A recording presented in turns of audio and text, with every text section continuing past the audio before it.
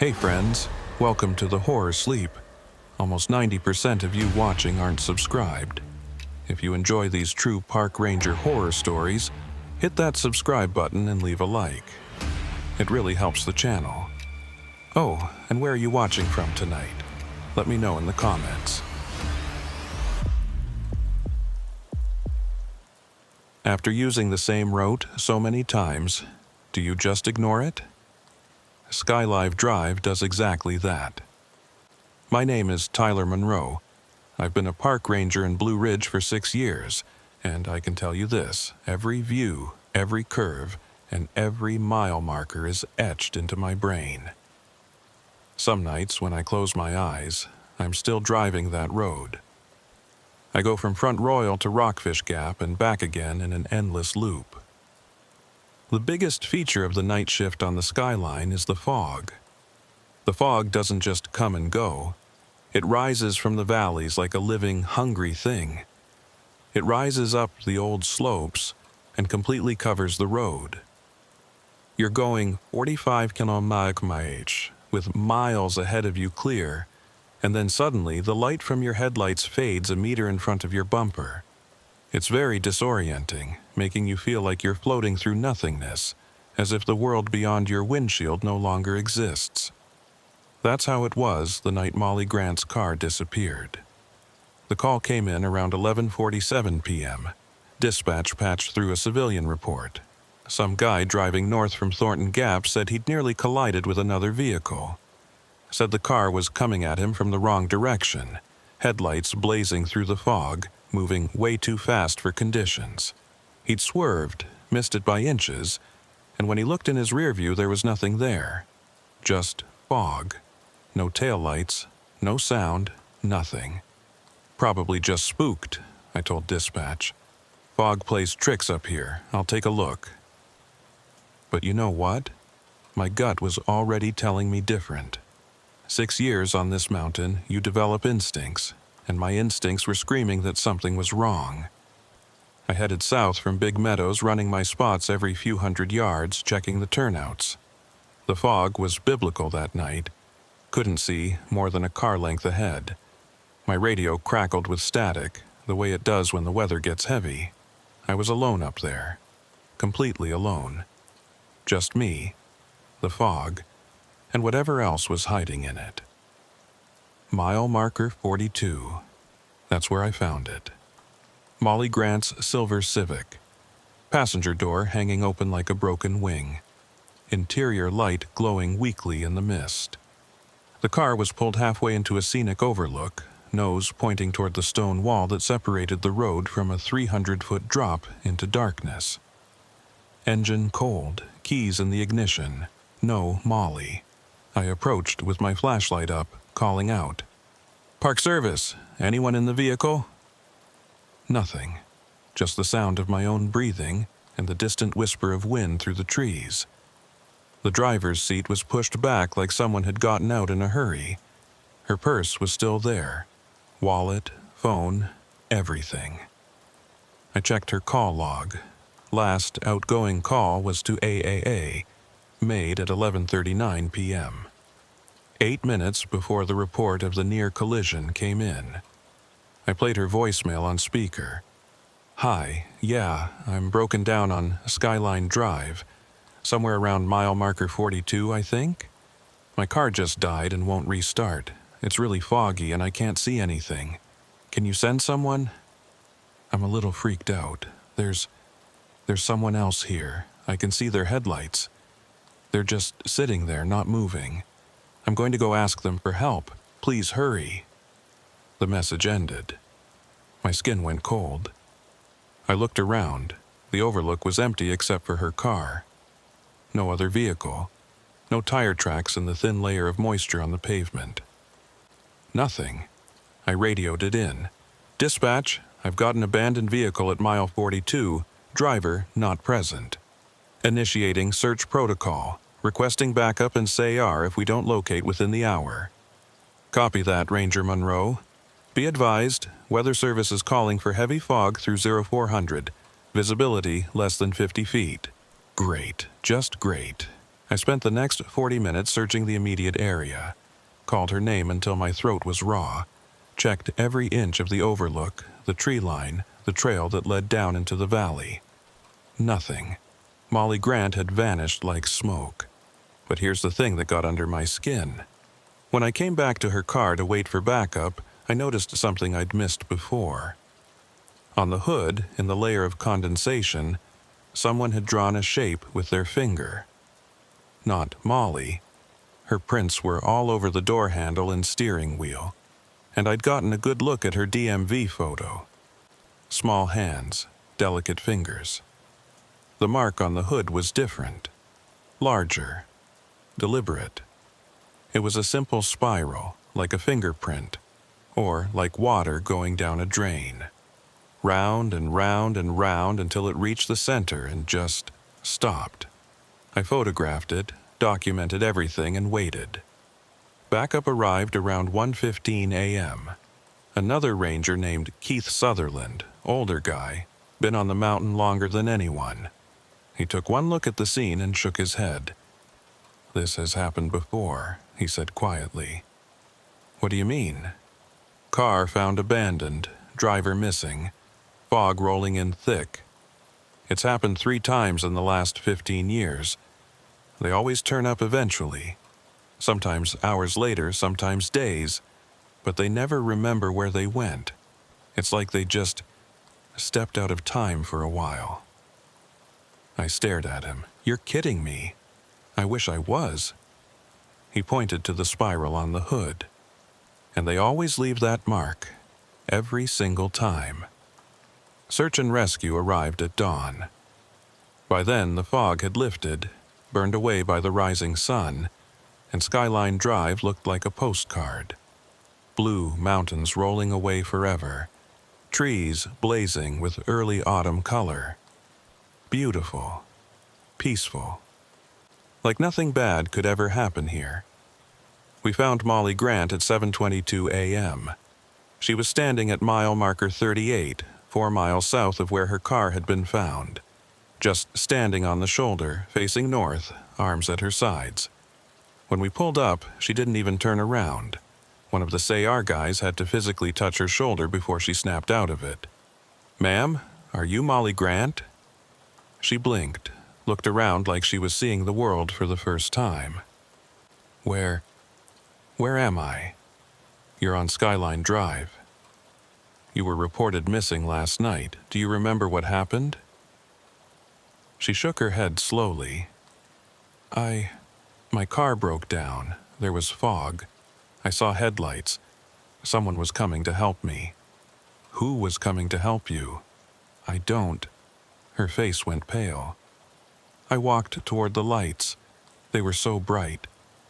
And then, I don't remember. What time is it?" "It's 7:30 in the morning." "That's impossible. It was just midnight. I just walked over to ask for help and..." She started shaking. "Where did the time go?" We got her checked out by paramedics. No injuries, no signs of trauma. Blood work came back clean, no drugs, no alcohol. She was fine. Except for the 8 missing hours she couldn't account for. And the fact that she'd somehow walked 4 miles in the wrong direction without remembering any of it. I drove her back to her car. On the way, I had to ask, "Molly, this might sound strange, but did you draw anything on your hood? Like a spiral shape?" She looked at me like I'd grown a second head. "No, why would I do that?" "Just checking." We got her car started. Turned out to be just a loose battery connection, simple fix, and sent her on her way. But I couldn't shake the feeling that something was wrong. The whole thing felt staged, like we were actors in a play and someone else was writing the script. That night, I was back on patrol. Same stretch of road, same fog rolling in thick and heavy. I was heading north past mile marker 42, right where we'd found Molly's car, when I saw them. Headlights. In my rearview mirror. At first, I didn't think anything of it. Just another car on the road. But then I realized the headlights weren't moving right. They were keeping pace with me, matching my speed exactly, but they weren't getting any closer or falling behind. Just following, like they were tethered to my bumper by an invisible rope. I slowed down, the headlights slowed down. I sped up, they sped up, always maintaining the same distance. My mouth went dry. I grabbed my radio. "Dispatch, I've got a vehicle following me northbound from mile 42. Can't get a visual through the fog. Attempting to initiate traffic stop." I hit my lights and pulled over. Sat there with my hand on my sidearm, watching my mirrors. The headlights kept coming. Closer now. Closer. I could see them burning through the fog, 2 perfect circles of light, impossibly bright, and then they stopped, maybe 20 feet behind me. Just stopped, idling there, headlights blazing. I got out of my vehicle, flashlight in hand. "Driver, turn off your engine and step out of the vehicle." The headlights didn't move. Didn't even flicker. I started walking back, adrenaline pumping, every nerve on fire. 10 feet, 5 feet, close enough now to see. Nothing. There was no car. The headlights were just hanging in the fog, sourceless, impossible. I could see the road through them, the double yellow line, the trees beyond. The light was coming from nowhere. I stood there frozen, my flashlight beam cutting through empty air, and then the headlights went out. Just clicked off like someone flipped a switch. The road was dark. The fog pressed in. I was alone. I ran back to my truck, hands shaking so bad I could barely get the door open. Threw it in drive and got the hell out of there. Didn't stop until I hit Big Meadows Ranger Station. Sat in the parking lot with the engine running, lights on, until my shift ended at 6 a.m. I filed a report. Keith Sutherland read it and gave me that same look he'd given me at Molly's car, like he'd heard this story before, like he knew exactly what I'd seen. "They're not headlights," he said quietly. "That's just how we see them. How our brains try to make sense of something that doesn't make sense. Then what are they?" He shook his head. "I don't know. But they've been on this mountain longer than the road has. And every few years, someone follows them. Someone like Molly Grant. They walk into the fog, into those lights, and when they come back," he paused, "they're different. Not in a way you can see, but different." I wanted to call bullshit. I wanted to laugh it off. But I'd seen those lights. I'd felt the wrongness of them, the way they'd tracked me like a predator following prey. That was 3 weeks ago. I'm still working Skyline Drive, still making my rounds. But now when the fog rolls in, I pay attention to my mirrors. And sometimes, not often, but sometimes, I see them. The headlights that don't belong to anything. Following, watching, waiting. The second time I saw the lights was different. It was late October, about 2 weeks after the Molly Grant incident. The tourist season was winding down, which meant fewer visitors, quieter roads. That's when the mountain gets strange. When the crowds disappear and it's just you in the wilderness, you start to feel like an intruder, like you're walking through someone else's house uninvited. I was parked at Hawksbill Gap, paperwork spread across my dashboard, coffee going cold in the cup holder. It was one of those perfect autumn nights, clear sky, full moon turning everything silver, temperature dropping into the 40s, no fog. That was the important part. No fog. My radio crackled. "All units, be advised we have a possible 1057, missing hiker. Last known location, White Oak Canyon Trail. Subject is female, mid-20s, hiking solo. Failed to return to lodging at scheduled time." I keyed up. "This is Ranger Monroe. I'm 10 minutes from White Oak. I'll head down there." "Copy that. Use caution. Park's closing in 30 minutes. I folded up my paperwork, dumped my coffee, and headed south. The road curved and twisted through the darkness, my headlights carving tunnels through the trees. I'd driven this route 1,000 times. I could do it blindfolded. Every switchback, every scenic overlook, every single, wait, I hit the brakes. My truck skidded to a stop sideways across both lanes. I sat there breathing hard, staring at something that shouldn't exist. There was a road branching off to my right, a narrow dirt track disappearing into the trees. It looked old, grass growing up through the middle, branches hanging low overhead. And here's the thing, I knew every fire road, every maintenance access, every trail connector on this mountain. I'd studied the maps until I could draw them from memory. This road wasn't on any map. It had never been here before. I grabbed my flashlight and got out, walked up to the turnoff. There was no gate, no sign, no indication of what it was or where it led, just a winding dirt track vanishing into darkness. And at the entrance, drawn in the dirt with a stick or a finger, was that spiral symbol, the same one that had been on Molly Grant's hood. Every instinct I had was screaming at me to get back in my truck and drive away. But I'm a ranger. I had a job to do. And that missing hiker, what if she'd somehow wandered down here? I radioed in my location. Dispatch, I'm at approximately mile marker 45 investigating a possible access road. It's not marked on our maps. I'm going to take a quick look. Copy. Be advised, you've got 22 minutes until park closing. I started walking. The dirt track was rutted and overgrown. Clearly hadn't been used in years, maybe decades. But as I went deeper, I started noticing things. A rusted metal sign lying face down in the weeds. An old stone mile marker, the numbers worn smooth. A wooden post that might have once held a directional sign. This had been an actual road once, a legitimate part of the park infrastructure, but it had been abandoned, left to be swallowed by the forest. Why? The trees pressed in close on both sides, their branches forming a canopy overhead that blocked out the moonlight. My flashlight beam seemed weak, inadequate. I could hear things moving in the undergrowth. Deer, probably, or raccoons. Normal forest sounds. Except they didn't feel normal. They felt watchful. I'd gone maybe a quarter mile when I saw the building. It was a ranger station, or it had been once. A small cabin-style structure built from local stone and timber, the kind they'd constructed back in the 30s when the park was first established.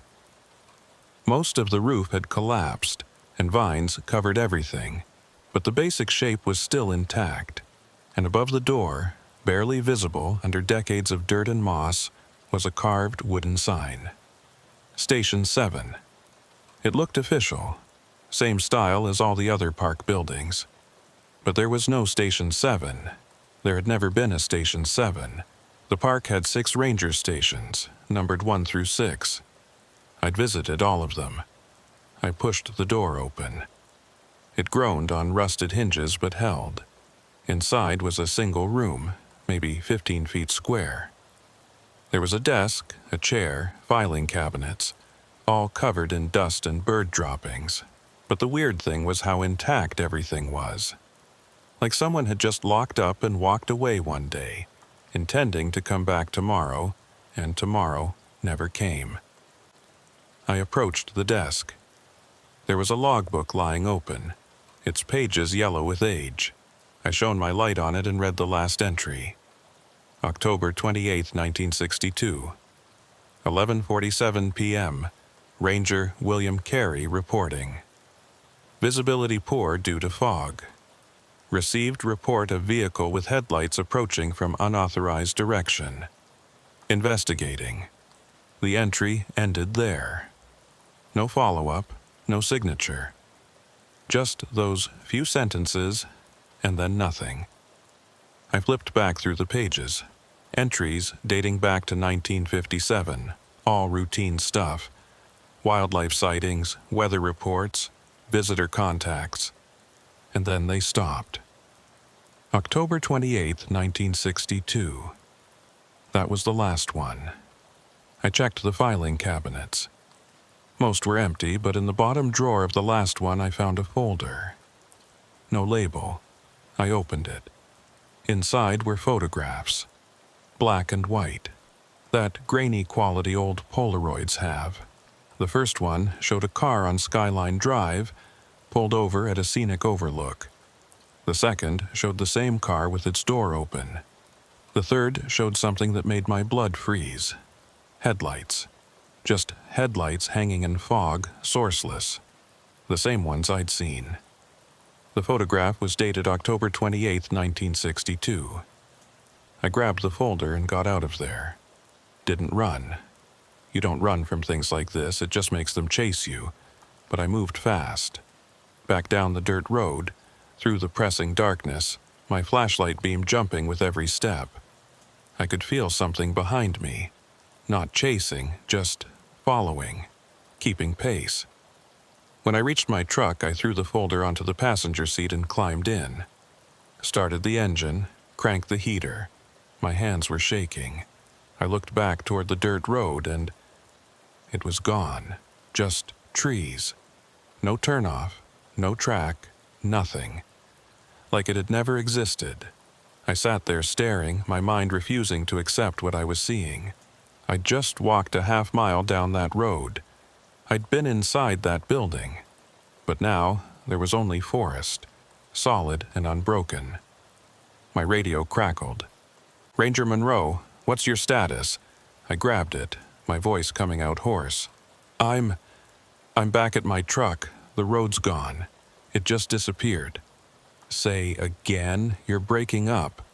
"The road I was investigating. It's not here anymore. It's just gone." Long pause. Then, "Ranger Monroe, are you feeling all right? Do you need medical assistance?" I wanted to scream at her that I wasn't crazy, that I'd seen it, walked down it, been inside Station 7. But instead I just said, "Negative, I'm fine. Did we locate that missing hiker?" "Affirmative. She turned up at her vehicle about 10 minutes ago. Said she'd gotten turned around but found her way back. She's unharmed." "Of course she was." "Copy that. I'm heading back to Big Meadows." I drove slowly, checking my mirrors every few seconds. The folder sat on the passenger seat like it was radioactive. I didn't want to touch it. Didn't want to look at it. But I couldn't just throw it away either. Back at the ranger station, I spread the contents on my desk. 23 photographs in total, all showing the same thing. Cars at various overlooks, doors open, drivers missing. And in almost every photo, somewhere in the background, those headlights. Watching. There were also incident reports. Handwritten official Park Service forms. All filed by Ranger William Carey. All documenting vehicles found abandoned, drivers missing or returned with no memory. The reports spanned 5 years, 1957 to 1962. The final report was dated October 27, 1962. Subject vehicle found at mile 42. Driver missing. Heavy fog reported. Tire tracks indicate vehicle may have been following unknown second vehicle. Search initiated. The next page was blank except for a single handwritten line. I saw them. They were waiting for me. That was it. No signature, no follow-up. And according to the personnel records I pulled from our database, Ranger William Carey had vanished on October 28, 1962. His vehicle was found at mile marker 45, right where I'd seen that dirt road. The doors were locked, keys in the ignition, but Carey was gone. They searched for 3 weeks, never found him. Case went cold, eventually closed as a presumed accidental death. Maybe he'd fallen from an overlook, been dragged off by a bear. Something explainable. The report made no mention of Station 7, or the photographs, or the headlights. Because officially, Station 7 didn't exist. The park had only 6 ranger stations, always had. I checked the historical records going back to the park's founding. No mention of a seventh station. No construction permits, no budget allocations, nothing. But I'd been there. I'd seen it. I took the photographs home with me that night, spread them on my kitchen table and studied them until my eyes burned. Every car was different. Different make, model, year. But the location was always the same stretch of road. Mile markers 38 through 45. The same 7 miles where all the disappearances had occurred. And in every single photograph, if you looked closely enough, you could see it. That spiral symbol. Drawn in condensation on windows, scratched into dirt on hoods, even traced in frost on windshields. Like a signature. Like someone, or something, marking its territory. I didn't sleep that night. Lay in bed staring at the ceiling, listening to the wind rattling my windows. And in my head, I kept seeing those headlights. Sourceless, impossible, following. The next morning I called Keith Sutherland, told him everything. He listened in silence, didn't interrupt once. When I finished, he was quiet for a long time. "Station 7, he finally said. "I've heard stories. Old-timers talk about it sometimes, late at night when they've had a few drinks. They say it was built in the wrong place, that the Park Service accidentally constructed it on ground that already belonged to something else. And when they realized their mistake, they tried to tear it down. But the building kept coming back. So they just struck it from the records. Pretended it had never existed." "What do you mean, belonged to something else?" "These mountains are old. Older than the park, older than the rangers, older than the road. Things lived here long before we showed up. And some of them are still here, still using the old paths, the old ways. We built our roads right on top of their roads, our stations on their stations, and every so often, when the conditions are right," he paused, "the boundaries blur. What's theirs becomes visible to us, and what's ours becomes accessible to them." "Keith, that's insane." "Is it? You saw that road appear and disappear. You found William Carey's records. You've seen those headlights. Tell me what's insane and what's real." I couldn't answer that. Because he was right. I'd seen things that couldn't be explained. And deep down I knew it was only going to get worse. "What happened to Carey?" I asked. "I think he did what you almost did. He followed those lights, walked toward them trying to understand. And the mountain took him. But some people come back. Molly Grant came back." "Some people," Keith agreed. "The lucky ones. Or maybe..." He hesitated. "Maybe the ones it sends back aren't quite the same as the ones it took. Maybe that's the price. You can come back, but you have to leave something behind, or take something with you." I hung up, feeling cold all over. That afternoon I requested a transfer to a different section of the park. Put in for anything.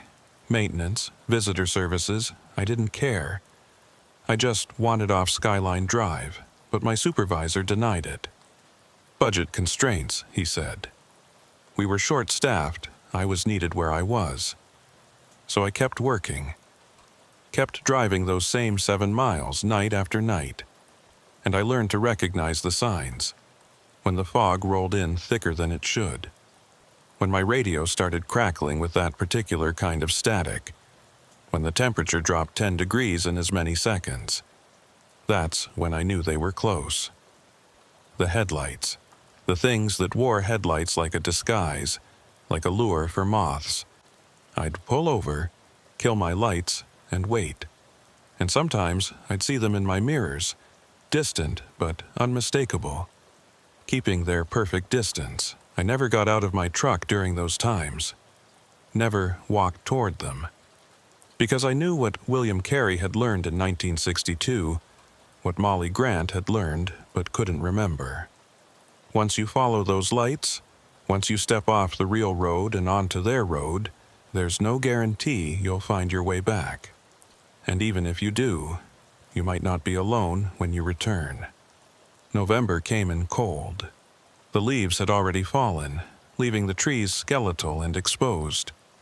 Tourist traffic dropped to almost nothing, just the occasional die-hard leaf peeper and a few locals who knew the mountain in all its seasons.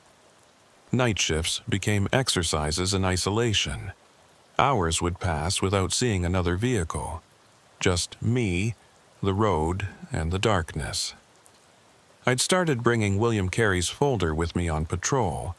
I don't know why. Maybe as proof that I wasn't crazy, that this had happened to someone else. Or maybe as a reminder of what could happen if I wasn't careful. Those photographs haunted me. All those empty cars, open doors, drivers who'd vanished into fog and headlights. 3 weeks after finding Station 7, I got a call that changed everything. Ranger Monroe, we have a 1057 at mile marker 41. Civilian reporting they found an abandoned vehicle, driver door open, no one inside. Can you respond? Mile marker 41, right in the middle of the zone. I felt my stomach clench. Copy that. ETA 10 minutes. I was at Big Meadows when the call came in. Took me 8 minutes to reach the location. When I pulled up, I found a Subaru parked on the shoulder, hazards flashing. A woman in her 50s stood next to it, arms wrapped around herself against the cold. "Thank God," she said when she saw my uniform. I didn't know what to do. I almost didn't stop, but... "It's okay, ma'am. You did the right thing. Can you tell me what you saw?" She pointed down the road. "There's a car about 100 yards that way. Silver sedan, doors wide open, lights on, but nobody around. I called out, but got no answer." I grabbed my flashlight and radio. "Please stay here, I'll investigate." The temperature was dropping fast. Couldn't have been more than 35 degrees. My breath came out in clouds. I walked down the shoulder, sweeping my light back and forth. And there it was. A silver Honda. Driver's door hanging open. Interior light glowing. Engine was running. Heat was on full blast. "Park service," I called out. "Anyone need assistance?" No answer. Just the idle of the engine and the wind through the trees. I approached carefully. Empty coffee cup in the center console. GPS unit suctioned to the windshield. A woman's jacket thrown across the back seat. No purse, no phone, no keys. Those were in the ignition. The driver had gotten out and walked away, leaving everything behind. And there, on the hood, was the spiral. Fresh, drawn in the condensation, still wet. My skin crawled. I radioed dispatch. "I've got a confirmed abandoned vehicle at mile 41, requesting backup in SAR. Driver location unknown." "Copy. Units are en route. Ranger Sutherland is 10 minutes out." I started searching the immediate area. The car was parked next to a scenic overlook, one of the smaller ones. Just a turnout with a stone wall and a view of the valley below. My flashlight picked out tire tracks, footprints in the thin dusting of frost on the ground. They led from the driver's side door toward the overlook wall. And then they stopped. Just ended. Like whoever had made them had simply vanished into thin air. I looked over the wall. 300 feet of steep, rocky slope dropping into darkness. If someone had gone over, jumped, or fallen, I'd never find them in the dark. We'd need daylight, climbing equipment, dogs, but something about this felt wrong. The footprints were too perfect, too deliberate. They didn't show any signs of running or stumbling. Just steady, even steps, walking toward the wall, and then... nothing. Keith Sutherland arrived 12 minutes later. He took one look at the scene, and I saw his face go pale. "Tyler," he said quietly. "We need to get out of here. Right now." "What? We just started. Look at your watch." I did, It read 11:47 p.m., the same time from William Carey's last log entry. The same time Molly Grant's car had been found. The exact moment when things on this mountain stopped following the normal rules. "Get in your truck," Keith said. His voice was steady but urgent. "Drive back to Big Meadows. Don't stop, don't look in your mirrors, and whatever you do, don't turn around." "I'm not leaving an active scene. That's not a suggestion, Monroe. That's an order from a senior ranger who wants you to live through the night. Now move." Something in his tone made me listen. I started walking back to my truck, Keith right behind me. The civilian who'd called it in was still waiting by her Subaru.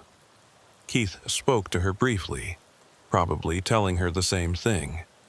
"Drive away. Don't look back." She nodded, clearly spooked, and got in her car. We were all pulling out when I saw them. In my rearview mirror, those headlights. They were behind the abandoned Honda, maybe 50 feet back, just sitting there, idling. Two perfect circles of light, impossibly bright, throwing long shadows down the empty road. And beneath them, nothing. No car, no vehicle of any kind, just the lights themselves, floating in the darkness. "Keith," I said into my radio, "they're here." "I know. Keep driving."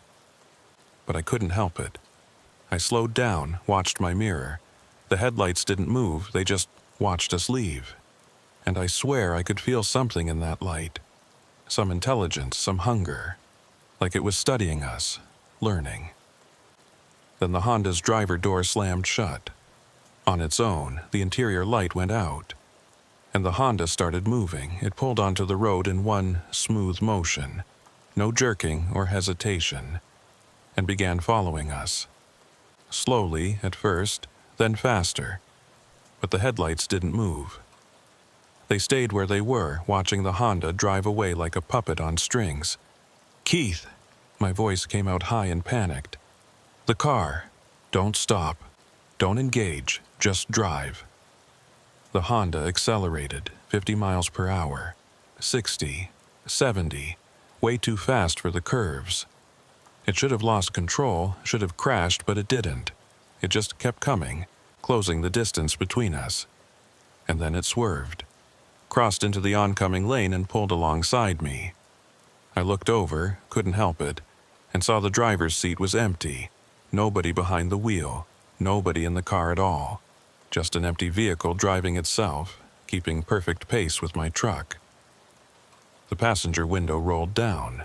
Cold air rushed in. And from inside that empty car came a voice. A woman's voice, young, terrified. "Help me, please. I can't stop, I can't." The Honda swerved again, this time toward me. I yanked my wheel right, narrowly avoiding contact, and the Honda shot past. It accelerated hard, pulling ahead, and I watched in horror as it approached the next curve. It was going at least 80 now. No way it could make that turn. It didn't. The Honda left the road at full speed, crashed through the stone wall and disappeared over the edge. I heard the impact, metal on rock, and then silence. I slammed on my brakes. Keith's truck stopped behind me. We both got out, ran to the wall. I shone my light down. The Honda was 30 feet below, wrapped around a tree.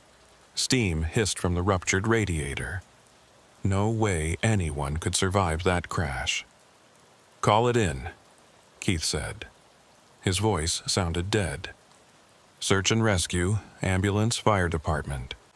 Full response." I made the calls. More rangers arrived.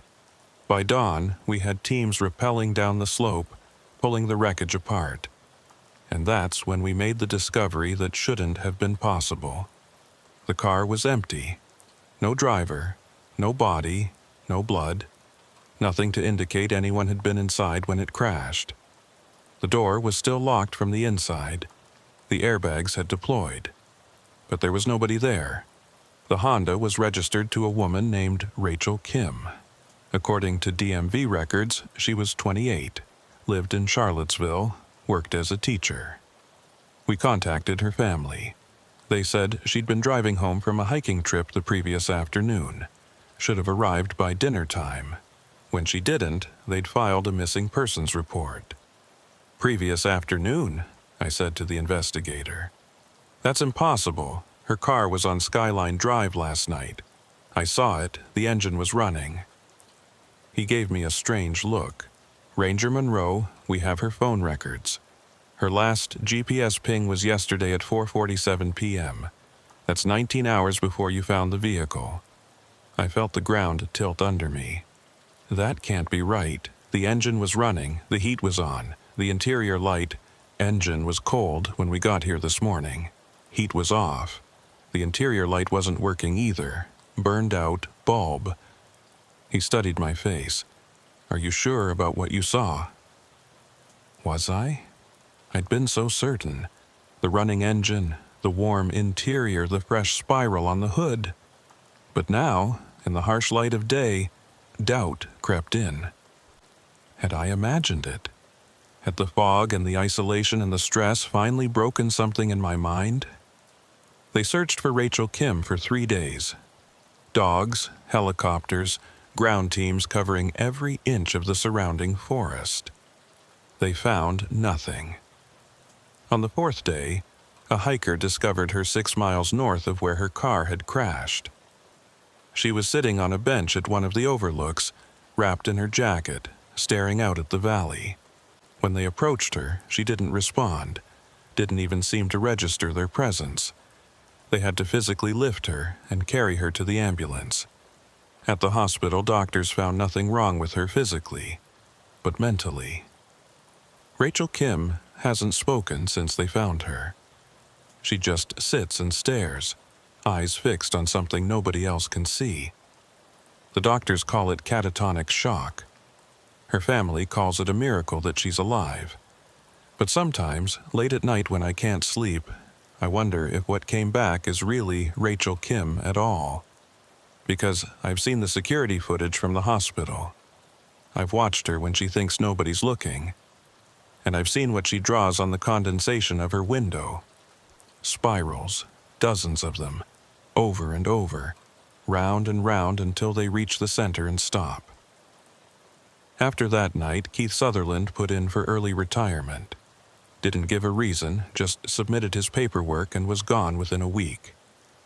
Before he left, he came to find me, handed me a sealed envelope. "Don't open this unless you need it," he said.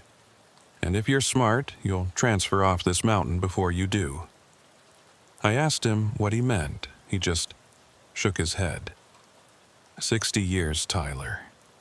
60 years since William Carey disappeared.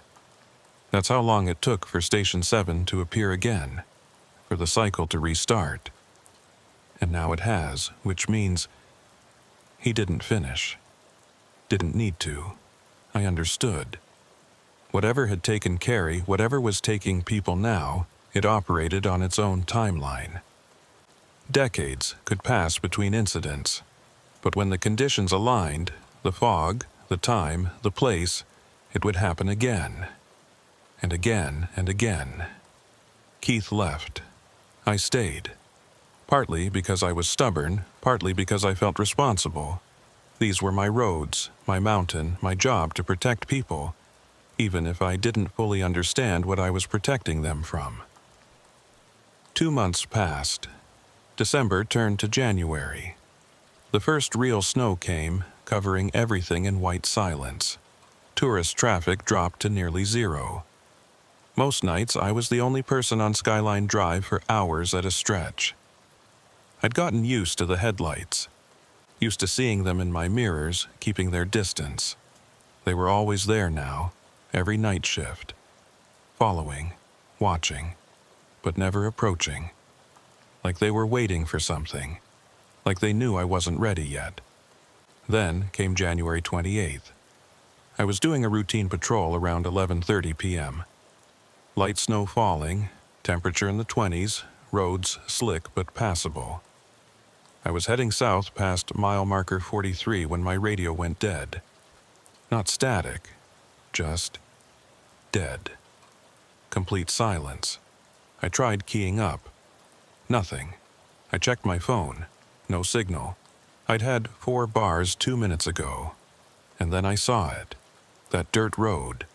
The one that led to Station 7. It was back. I stopped the truck, sat there with the engine idling, staring at that impossible turnoff. Every rational part of my brain was screaming at me to drive away. But I couldn't. Because there, at the entrance to the road, standing in the falling snow, was a figure. It was wearing a ranger uniform, old style, the kind they wore in the 60s, and as I watched, it raised one hand, beckoning, William Carey. I grabbed Keith's envelope from my glove box, tore it open with shaking hands. Inside was a single sheet of paper, handwritten in Keith's careful script.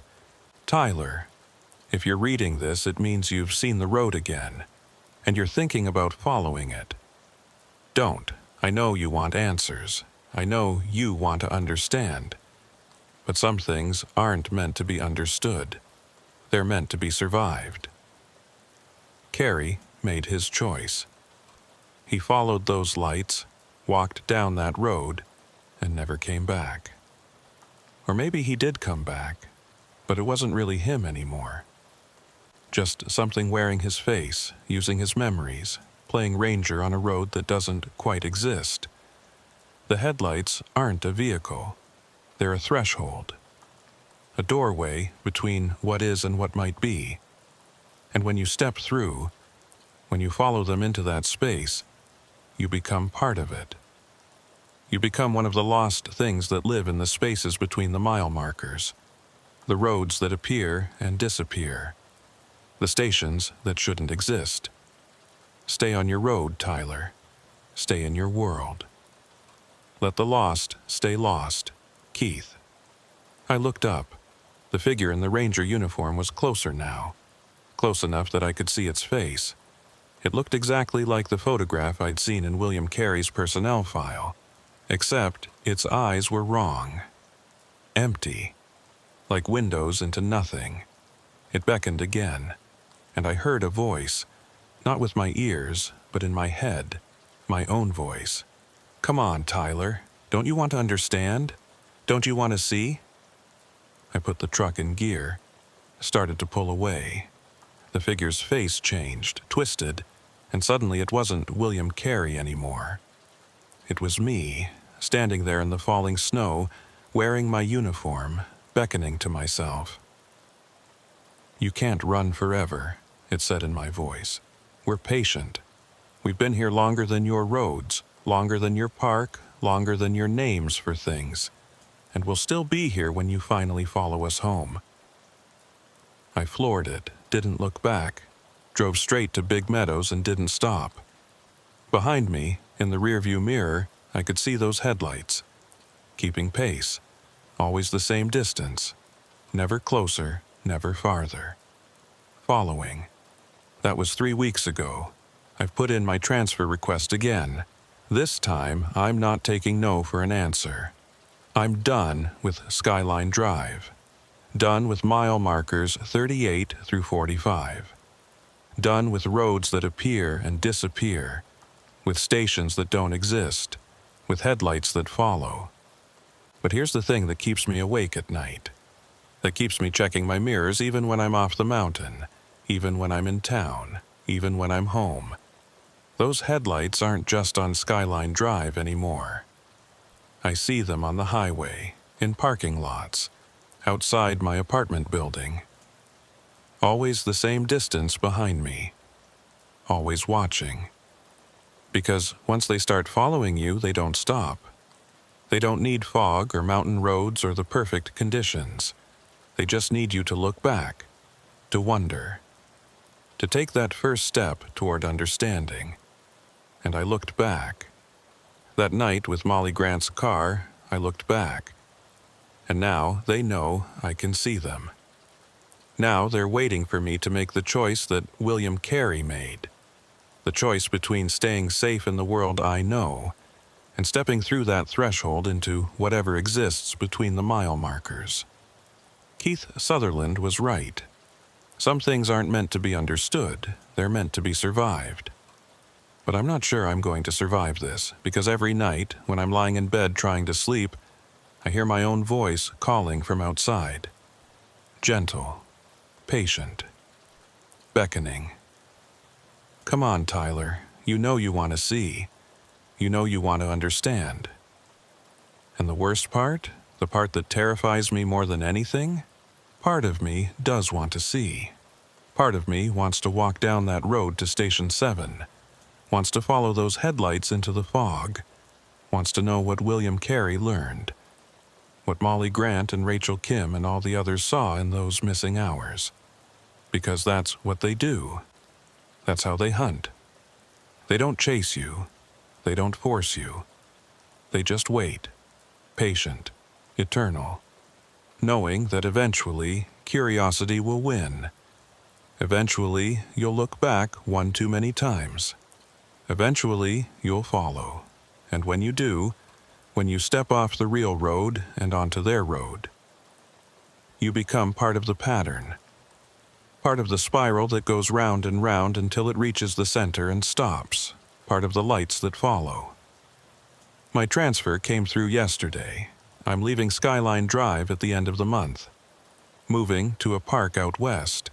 Desert, no fog, no mountain roads, wide open spaces where you can see for miles. But I know it won't matter. Because tonight, as I was packing, I looked out my window, and there they were, 2 perfect circles of light. Sourceless. Impossible. Waiting in my driveway. And you know what? I'm tired. I'm tired of running. Tired of wondering. Tired of being followed. Maybe it's time to stop looking in the mirrors. Maybe it's time to walk toward those lights and finally get my answers. Maybe it's time to see what's on the other side of the threshold. Or maybe that's exactly what they want me to think. Maybe that voice in my head, the one that sounds like me but isn't quite right, isn't me at all. Maybe it's them, the things that live between the mile markers, the things that have been practicing my voice, learning my thoughts, getting ready to wear me the way they wear headlights. I don't know anymore. I can't tell the difference between my thoughts and theirs. All I know is that tonight, at 11:47 p.m., I'm going to make a choice. Either I'm going to ignore those lights in my driveway and finish packing, or I'm going to walk outside, get in my truck, and drive back to Skyline Drive one last time. Back to mile marker 45. Back to the road that appears and disappears. Back to Station 7. And if I do, if I follow those lights into the fog, I want you to know something. I want you to know that it was my choice, that I wasn't forced, wasn't coerced. I went willingly because I needed to understand. But if you ever find yourself driving Skyline Drive late at night, and you see headlights in your mirror that don't belong to any car, and you hear a voice that sounds exactly like someone you know calling for help, don't follow it. Don't try to understand. Don't look back. Just drive. Keep your eyes forward. Stay on the real road, because the lights are always hungry, always following, always waiting for someone curious enough, tired enough, lost enough to finally stop running and walk toward them. And once you do, once you step through that threshold, there's no coming back. Not really. Not as yourself. It's 11:45 p.m. now, 2 minutes left. I'm sitting in my truck in the driveway, engine running, heat on. Those headlights are still there in front of me, waiting. 2 minutes, and then I'll make my choice. I wonder what William Carey saw. I wonder if he regrets it. I wonder if the thing wearing his face, standing on that impossible road, beckoning to the next curious ranger, I wonder if there's still enough of him left inside to know what he's become. I guess I'm about to find out. 11:46 p.m. 1 minute left. The headlights are getting brighter. Or maybe I'm just seeing them clearer now. Maybe I'm finally understanding what they really are. Not a lure, not a trap, just a doorway. A threshold between the road I know and the roads that exist in the spaces between. The roads that were here first.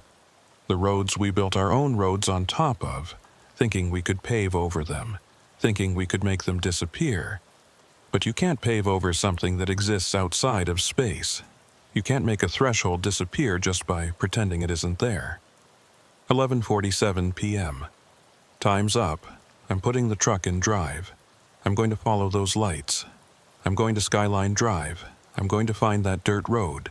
I'm going to walk into Station 7 and get my answers.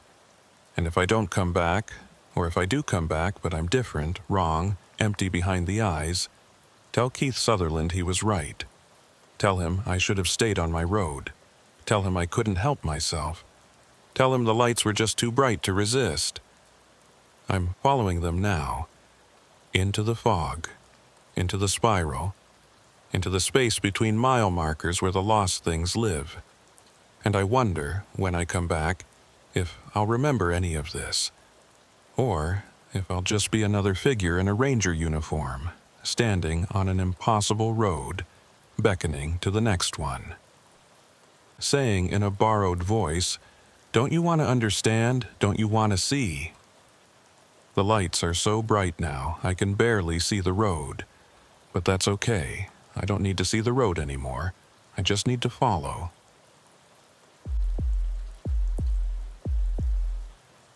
You know that feeling when you walk into a room and forget why you went there? Like your brain just skipped a beat, lost the thread of what you were doing. Now imagine that feeling stretched across an entire night shift. Stretched across miles of mountain roads and empty overlooks. That's what working the back trails of Blue Ridge does to you after a while. Makes you question your own memory. Makes you wonder if you're losing time or just losing your mind. I'm Jenna Whitfield. Been a ranger here for 4 years. Most of that time I've worked day shifts. Tourists, families, the occasional lost hiker. Easy stuff. But 2 months ago I got moved to nights. Budget cuts meant fewer rangers, longer shifts, bigger territories to cover.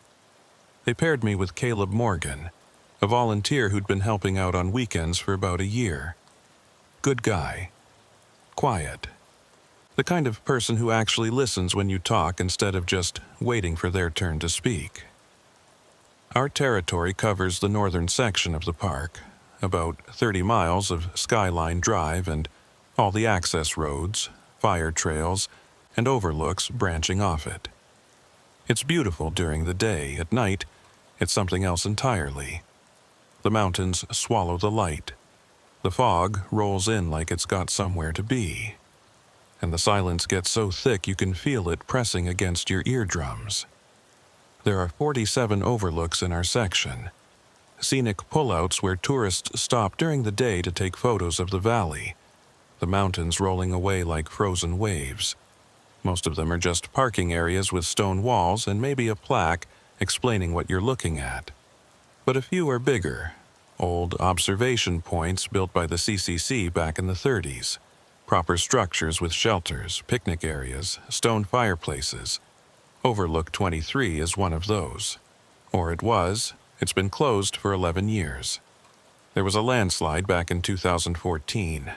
Part of the access road collapsed, and the observation deck was deemed structurally unsound. Too expensive to repair for a location that didn't get much traffic anyway. So they put up barriers, removed it from the maps, let the forest start taking it back. Standard procedure for abandoned park infrastructure. Except people kept reporting activity there. Nothing consistent. Nothing you could really pin down. Every few months someone would call in saying they'd seen smoke rising from that direction at night. Or lights moving through the trees. Or hearing voices when they hiked the trail that used to lead there. Rangers would check it out, find nothing, file a report. Eventually, it became a running joke, the ghost of Overlook 23. until Caleb and I found the coffee. It was our third week working together. Mid-October, temperature dropping into the 40s at night, leaves at peak color. We were doing our usual route, start at Big Meadows, work our way north, check each overlook and trail access point, circle back by dawn. Routine patrol, nothing special. Around 10 p.m. we were passing through the area where Overlook 23 used to be accessible. The original access road is blocked off with concrete barriers and a rusted chain-link fence. You can't drive there anymore, but you can walk. There's a trail, unofficial, just a worn path through the undergrowth, that some hikers use to reach the old observation point. We're supposed to discourage it, but it's hard to police every footpath in 30 miles of forest. Caleb was driving that night.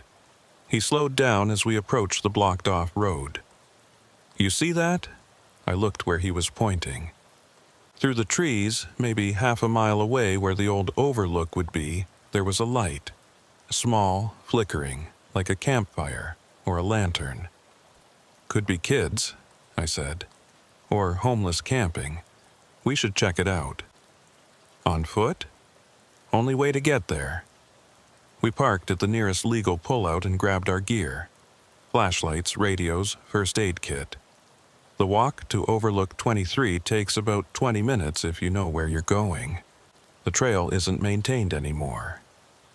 Branches hang low, roots wait to trip you, and in the dark it's easy to lose your way. But we made it. Emerged from the tree line into what used to be a parking area. The pavement was cracked and buckled, weeds growing up through every fissure. The observation shelter, a 3-sided stone structure with a slate roof, stood at the far end, silhouetted against the valley below. And inside the shelter on one of the old picnic tables was a light. Not a campfire, not a lantern. A battery-powered camping light, the LED kind that gives off that cold blue-white glow. It was sitting on the table, illuminating the inside of the shelter like a stage set. "Hello?" I called out. "Park Service. Anyone here?" No answer. Just the wind moving through the trees and that light burning steady. Caleb and I approached slowly. I had my hand on my radio, ready to call for backup if needed. But as we got closer, I could see the shelter was empty. No people, no camping gear, just that light on the table. And next to the light, a thermos. I picked it up. It was warm.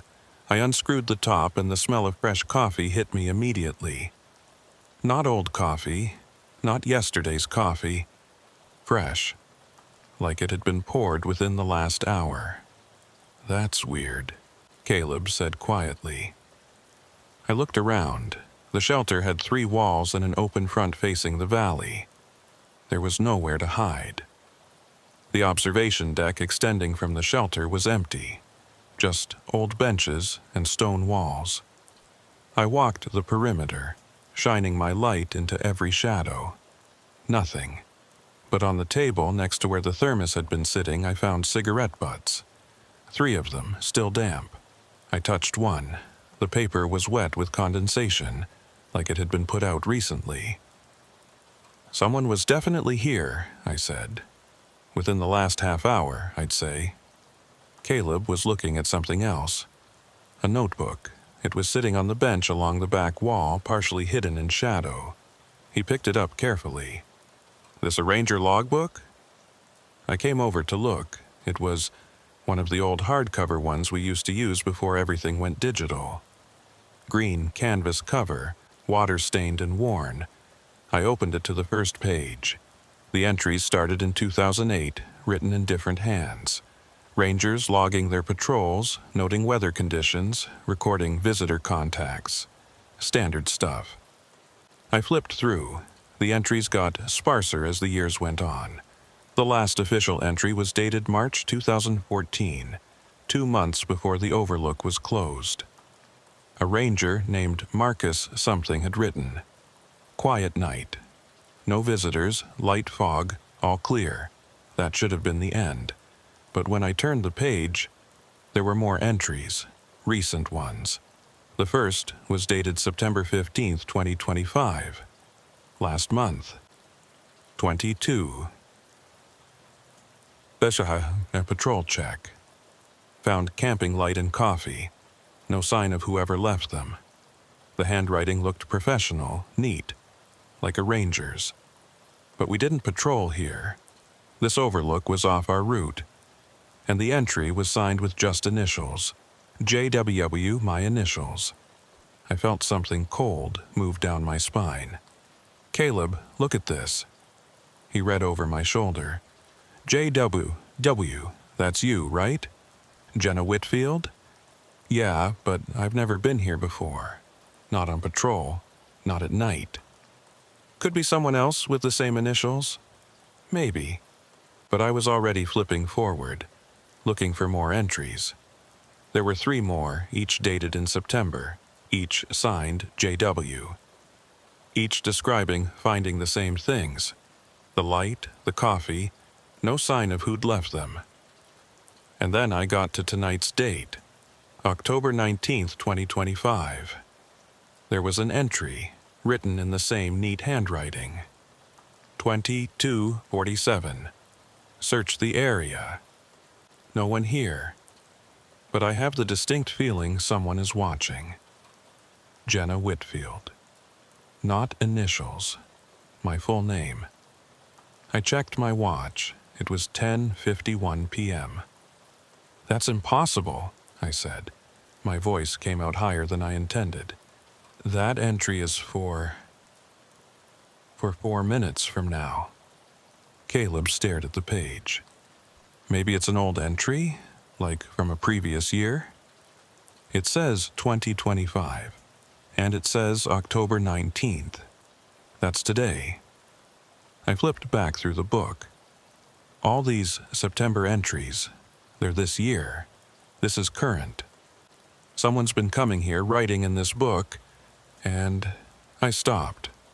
Someone knew we'd be here tonight, knew what time we'd arrive, knew my name. That's a hell of a prank. You think this is funny? No, but what else could it be? He looked around nervously. Someone's messing with us. Has to be. I wanted to believe that, but something felt wrong. The entries were too detailed, too consistent, and that feeling, the one mentioned in the not yet written entry, I had it, that prickling on the back of my neck, the sense of being observed by eyes you can't see. I pulled out my own notebook, the small one I carry for quick notes. I wanted to document this, make a record of what we were finding. I clicked my pen and checked my watch.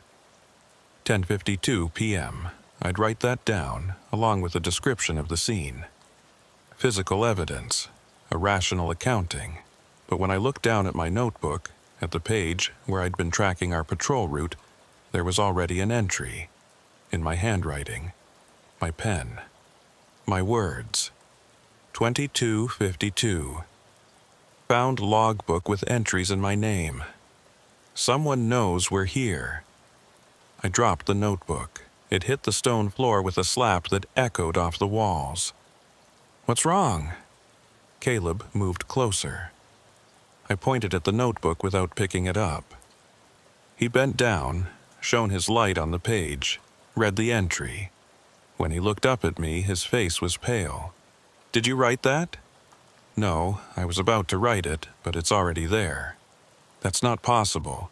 Look at it. That's my handwriting, my notebook, but I didn't write it. We stood there in the cold blue light, staring at words that shouldn't exist. And that's when I heard it. A sound from outside the shelter. Footsteps. Someone walking across the old parking area. Slow and deliberate. Coming toward us.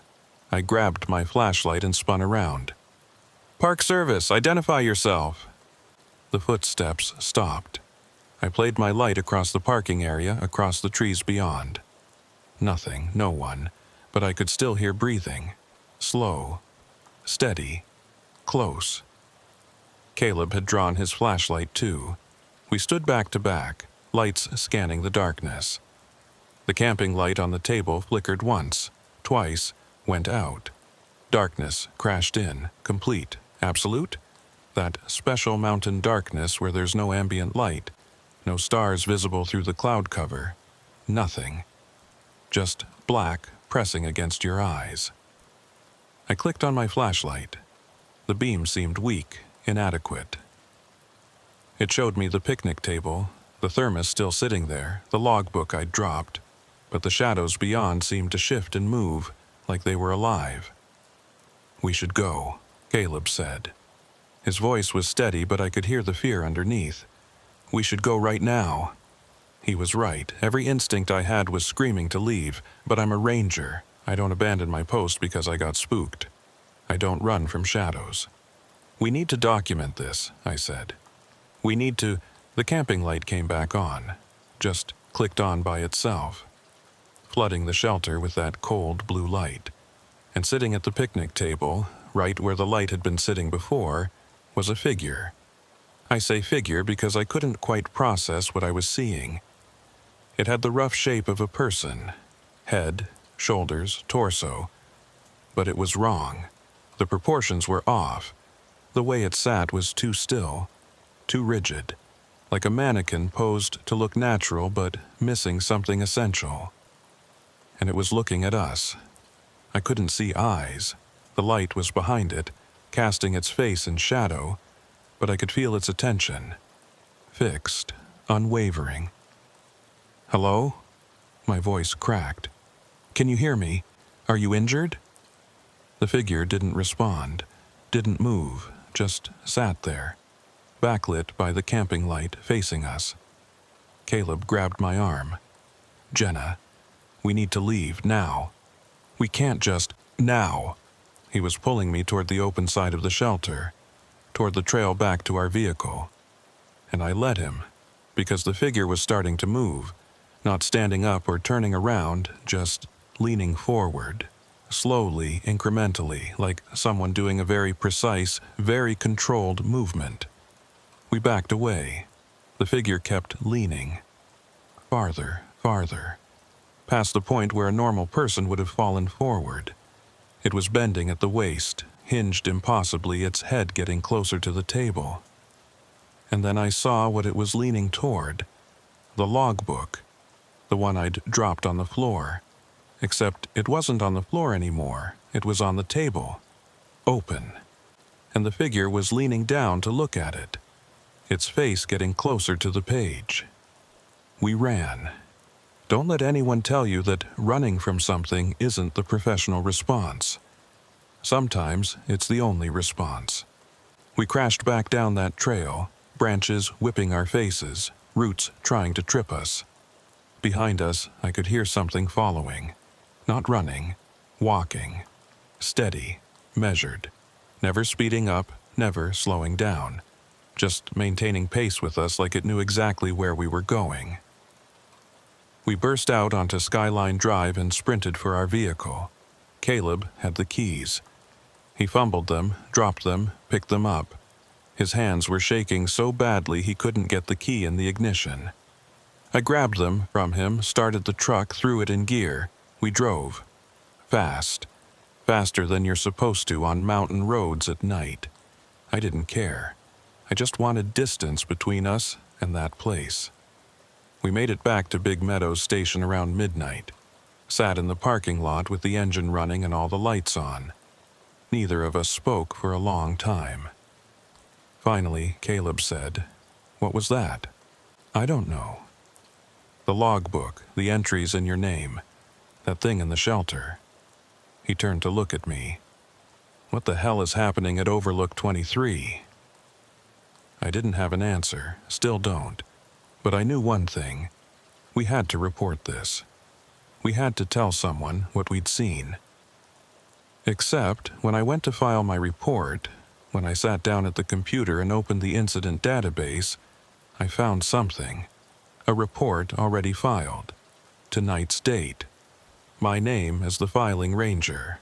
The report described everything that had happened. Finding the coffee, the logbook, the entries in my handwriting, the figure in the shelter. everything. But I hadn't written it, hadn't filed anything. I was staring at words I'd never typed, describing events that had just happened, filed by me before they occurred. At the bottom of the report was a note. Recommend closing investigation. Nothing found. All clear. J. Whitfield. I looked at Caleb. He was reading over my shoulder. That's not right, yeah, he said. You didn't write that. I know. So who did? That's the question, isn't it? Who's writing in my name? Who knew we'd be at Overlook 23 tonight? Who left that coffee, those cigarettes, that logbook? And what was that thing sitting at the table? I didn't sleep that night. Lay in my bed at the Ranger housing complex, staring at the ceiling, listening to every sound. Around 3 a.m., my phone buzzed. Text message from an unknown number. You shouldn't have run, we weren't finished. I blocked the number. Tried to sleep. Couldn't. When I got back to the station the next evening for my shift, there was a note taped to my locker. Handwritten. My handwriting. Go back to Overlook 23. Tonight, 22:47. Come alone. I showed it to Caleb. He shook his head. No way. We're not going back there. We have to. We have to figure out what this is. Why? Why do we have to figure it out? Let's just report it up the chain. Let someone else deal with it. I tried. I filed a real report this morning. My supervisor said I already filed one last night and there's nothing to investigate. As far as the Park Service is concerned, this is closed. Then let it be closed. Let's just avoid that section. Let someone else patrol it. But I couldn't let it go. Something was happening at Overlook 23. Something that involved me specifically. My name, my handwriting, my reports. I needed to understand. So that night, at 10:30 p.m., I went back. Against Caleb's advice. Against my own better judgment. I drove to the blocked-off access road, parked, and walked that trail alone. The overlook was exactly as we'd left it. The shelter stood silent against the night sky. No light this time. No coffee on the table. Just darkness and stone and the vast empty drop of the valley below. I checked my watch. 10:46 p.m. 1 minute until whatever was supposed to happen. I pulled out my notebook. The entry from last night was still there, written in my hand. Found logbook with entries in my name. Someone knows we're here, and below it, a new entry. Fresh ink. Written today in my handwriting. 10:47 p.m. Returned alone. Still no answers. But I'm starting to understand. The time here moves differently. Or I do. One of us is out of sync. JW, I stared at those words. Read them again. The time here moves differently. Or I do. And that's when I felt it. A shift, like the air pressure changed suddenly, or like I'd stepped into a different room without moving. The mountains looked the same. The shelter looked the same. But something was different. I checked my watch. It still read 10:46 p.m. But I'd been standing here reading for at least 3 minutes. The second hand wasn't moving. Frozen at 47 seconds. Stuck. I looked up, and there, standing at the far end of the observation deck, was the figure from last night. Same rigid posture. Same wrong proportions. But now I could see its face in the moonlight that had just broken through the clouds. It was me, or rather it looked like me. Same height, same build, same ranger uniform. But the face was slightly off. Features in the right places, but not quite the right sizes. Eyes a little too far apart. Mouth a little too wide. Like someone had drawn me from memory and gotten the details almost right, but not quite. It smiled. That too wide mouth spreading impossibly. "Hello, Jenna," it said in my voice. "I've been waiting for you to catch up." You know that thing people say about fight or flight? How in dangerous situations your body supposedly chooses one automatically. That's bullshit. In real danger, you freeze. Your brain just stops processing because it's trying to handle something it can't categorize. Something that shouldn't exist. I stood there frozen, staring at this thing that looked like me while it smiled with my face. My watch still read 10:46 and 47 seconds. The wind had stopped. The sound of distant traffic on Skyline Drive, that constant white noise you get used to, had vanished.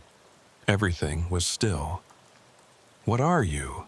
I finally managed to say. The thing tilted its head. The movement was too smooth, too fluid, like its neck didn't have bones. "I'm you.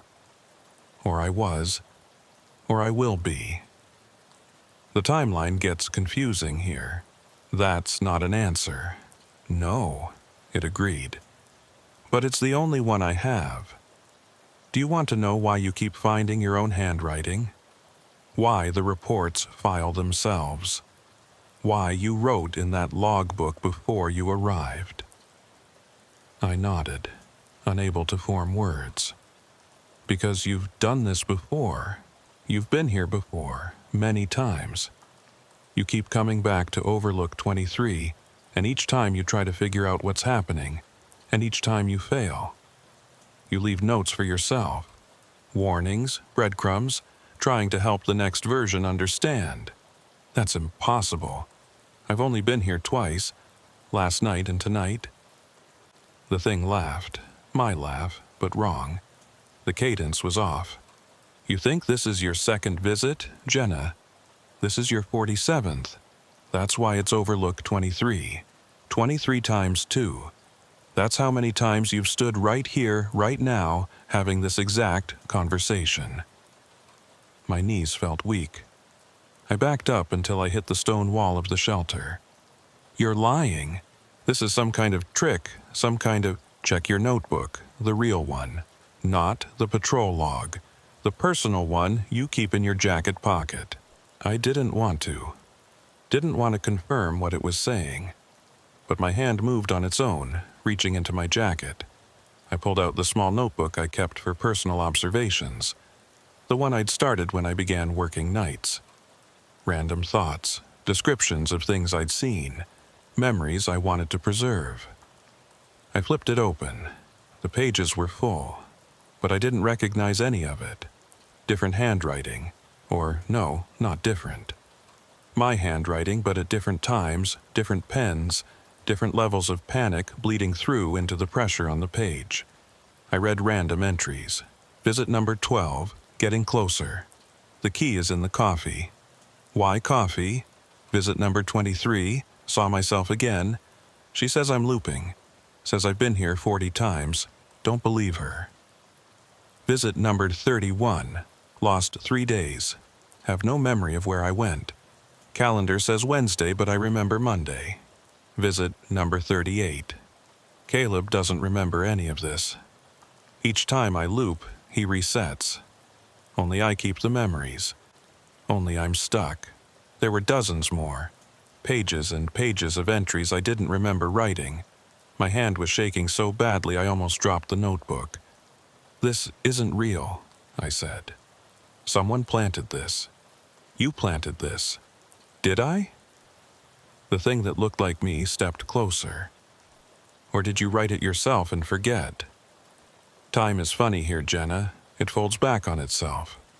You arrive, you investigate, you learn something, and then you go back to before you arrived. The loop closes. But somewhere in your mind, you remember. So you leave notes, warnings, entries in logbooks, reports filed before the events they describe, all trying to break the cycle. Why? Why is this happening? Because you won't leave.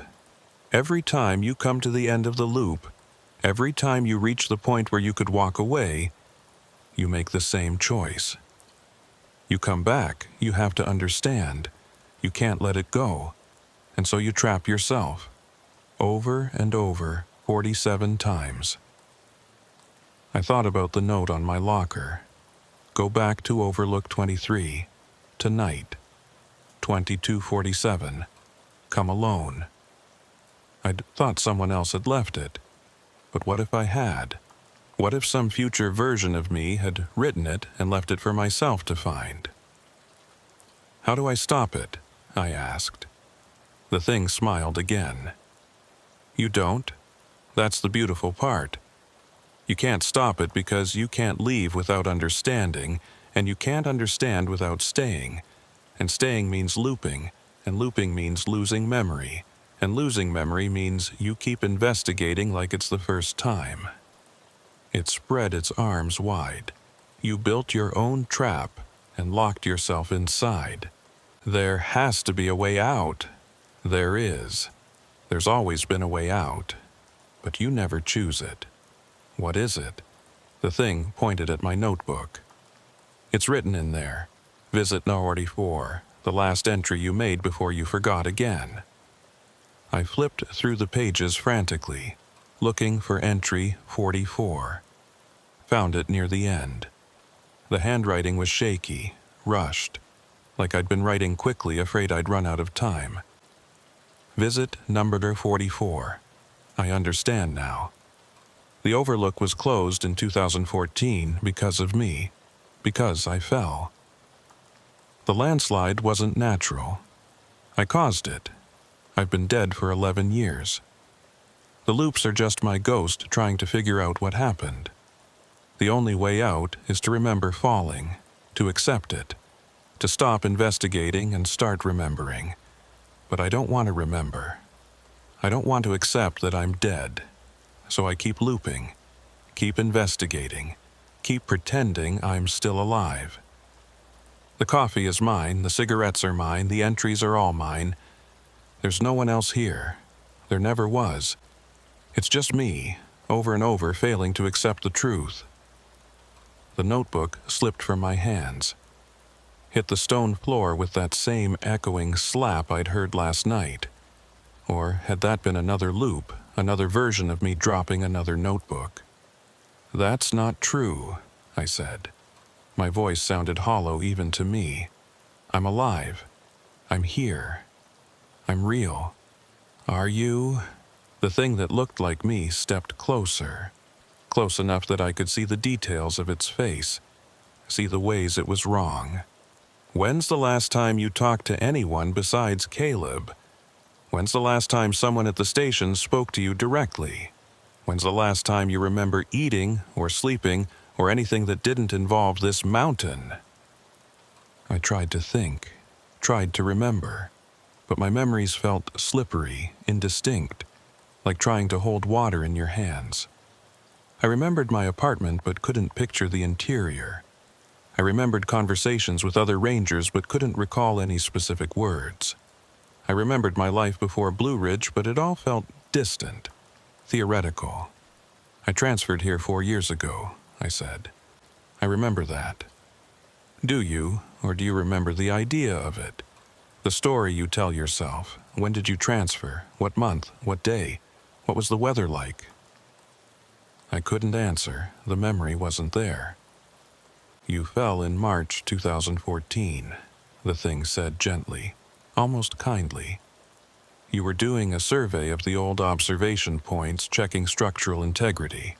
This overlook was scheduled for closure. You came here alone, stepped onto the deck to take measurements, and part of it collapsed. You went over the edge. 200 feet down, they found your body 3 days later. No, that's not... You've been looping ever since, trying to figure out why you're here, why you keep coming back to this place, leaving notes for yourself, filing reports, documenting evidence. But you never accept the answer. You never accept that you're investigating your own death. I wanted to run, wanted to turn and bolt down that trail back to my truck. But something stopped me, a question forming in my mind. If I'm dead, I said slowly, if I've been dead for 11 years, then Why do I remember working with Caleb? He's only been volunteering for a year. The thing's smile faltered. Just for a second. Is he? Are you sure about that? I remember him. I remember meeting him. You remember the idea of him. But do you remember any actual moments? Any real conversations? Or does he just exist, like a prop, like wallpaper? I thought about Caleb, tried to picture him clearly. His face was fuzzy. I knew what he looked like in a general sense, but I couldn't visualize specific features. I remembered he was quiet, listened well, but I couldn't remember a single thing he'd actually said to me beyond last night, beyond the investigation. He's real, I insisted. He was with me last night. He saw the logbook. He saw you. Did he? Or did he see what you needed him to see? Did he confirm your investigation, support your theories, give you a reason to keep searching? The thing leaned in. Jenna, who wrote those entries in the logbook, the ones signed JW? I don't know. That's what I'm trying to figure out. You wrote them during previous loops. You wrote them and forgot, and when you found them you needed an explanation. So your mind created one, a volunteer, a witness, someone to validate your experience. But he's not real. He's never been real. There's only you, only us, the versions of you trapped in this loop. I shook my head violently. No, that's not. He drove last night. He had the keys. I remember him fumbling with the keys. You drove. You fumbled with your own keys. But you needed to believe someone was with you because being here alone, being dead alone, was too much. So you split yourself, created a companion, called him Caleb, gave him a backstory, made him real enough to fool yourself. My back was against the stone wall now. I couldn't retreat any farther. Why are you telling me this? What do you want? I want you to remember. Really remember, not the story you tell yourself. Not the loop you're stuck in, the truth. What really happened that day in March 2014. I don't want to remember. I know. That's why you're stuck. That's why we're stuck. 47 times you've stood here and 47 times you've refused. You'd rather loop forever than accept what happened. Because if I accept it, I'm dead, I'm gone, and I don't want to be gone. You're already gone, Jenna. The only question is whether you keep haunting yourself or whether you finally let go. I closed my eyes, tried to breathe. The air felt thin, insubstantial, like I wasn't really breathing at all, just going through the motions, remembering breathing. How do I remember? I whispered. You walked to the edge of the deck, where it collapsed, where you fell, and you look down, and this time you don't look away. I opened my eyes. The thing that looked like me had stepped back, leaving a clear path to the observation deck. I could see it now, the section of railing that looked newer than the rest. Not newer. Repaired. After the collapse. After I fell. My legs felt like water, but I forced myself to move. One step, then another. Across the shelter. Out onto the deck. The stone under my feet felt solid, but I knew it wasn't. Not really. This was all memory, all reconstruction. My ghost walking through a preserved moment. I reached the railing, the repaired section. I could see where the old stone ended and the newer stone began. Could see the seam where two timelines met. Before the fall. After the fall. I gripped the railing, looked down. The valley stretched below me. 200 feet of empty air and then rocks. Sharp ones. The kind that don't forgive mistakes. And in the moonlight I could see something down there. A dark shape on the rocks. Too far away to make out details, but I knew what it was. Who it was. My body. Broken. 11 years old. Still there because no one had ever really moved it. It was still there in my memory, in this loop, in this moment that never ended. And I remembered, all at once. Not gradually, not gently, like a dam breaking. I remembered coming here in March, the clipboard in my hand, the structural survey form, the crack in the deck that made me nervous. I remembered thinking I should report it first, come back with equipment. But I'd wanted to be thorough, had wanted to prove myself as a new ranger. I remembered stepping onto the deck, hearing the crack of stone, the sickening lurch as the section I was standing on separated from the rest. The brief moment of weightlessness before gravity remembered I existed. I remembered falling, the wind rushing past, the trees blurring, the ground approaching too fast. I remembered the impact, the pain, brief and absolute. And then nothing. I remembered dying, and I remembered everything after. The confusion. Waking up, but not really waking because I hadn't really been asleep. Finding myself back at the ranger station. Starting another shift. Unable to remember how I got there. Doing my patrol. Coming back to Overlook 23 because I needed to check something. Needed to investigate something. Needed to understand why I kept feeling drawn here. And finding the coffee, the cigarettes, the logbook. Evidence of something. Evidence of me. Evidence of all the previous times I'd done this same loop, investigated this same mystery, left these same clues. I remembered it all 47 loops. All 47 times I'd stood here and refused to accept the truth. All 47 times I'd chosen investigation over acceptance, mystery over ending. I turned around. The thing that looked like me was gone. Or no, not gone. Integrated. I understood now. It wasn't a separate entity, it was me. The part of me that had been trying to tell myself the truth. The part that remembered. The part I kept pushing away because I didn't want to hear what it had to say. I looked down at my hands. They were slightly transparent. Not much. Just enough that I could see the railing through them if I looked carefully. Just enough to confirm what I now knew. I was a ghost. Had been for 11 years. Haunting this overlook, haunting myself. Creating loops and mysteries and investigations to avoid accepting the truth.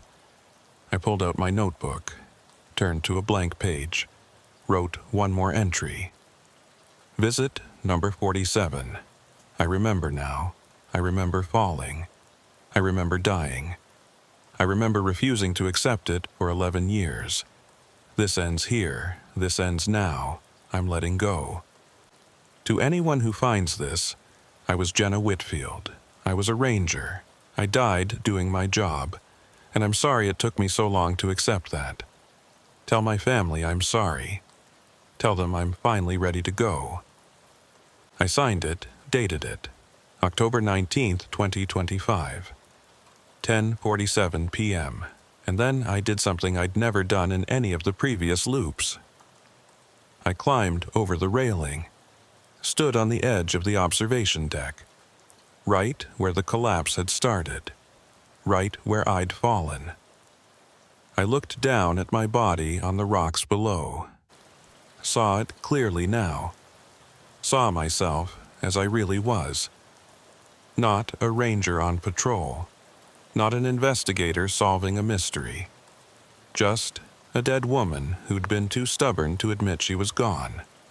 I stepped forward and fell, not physically. There was no wind, no rushing air, no impact. Just a sensation of letting go, of releasing the loop, of accepting the truth. The overlook faded. The mountain faded. Everything faded except for one moment. One memory I'd been avoiding harder than all the others. My last thought before I died. The thing I'd been thinking right before I hit the rocks. The thought I'd been running from for 11 years. I hope someone finds me. I hope I'm not alone out here. But I had been alone. For 3 days until they found my body, and for 11 years after, trapped in loops of my own making, creating companions and mysteries and investigations to fill the void. But I wasn't alone now. As everything faded, as the loop finally released me, I felt something. Warmth. Presence.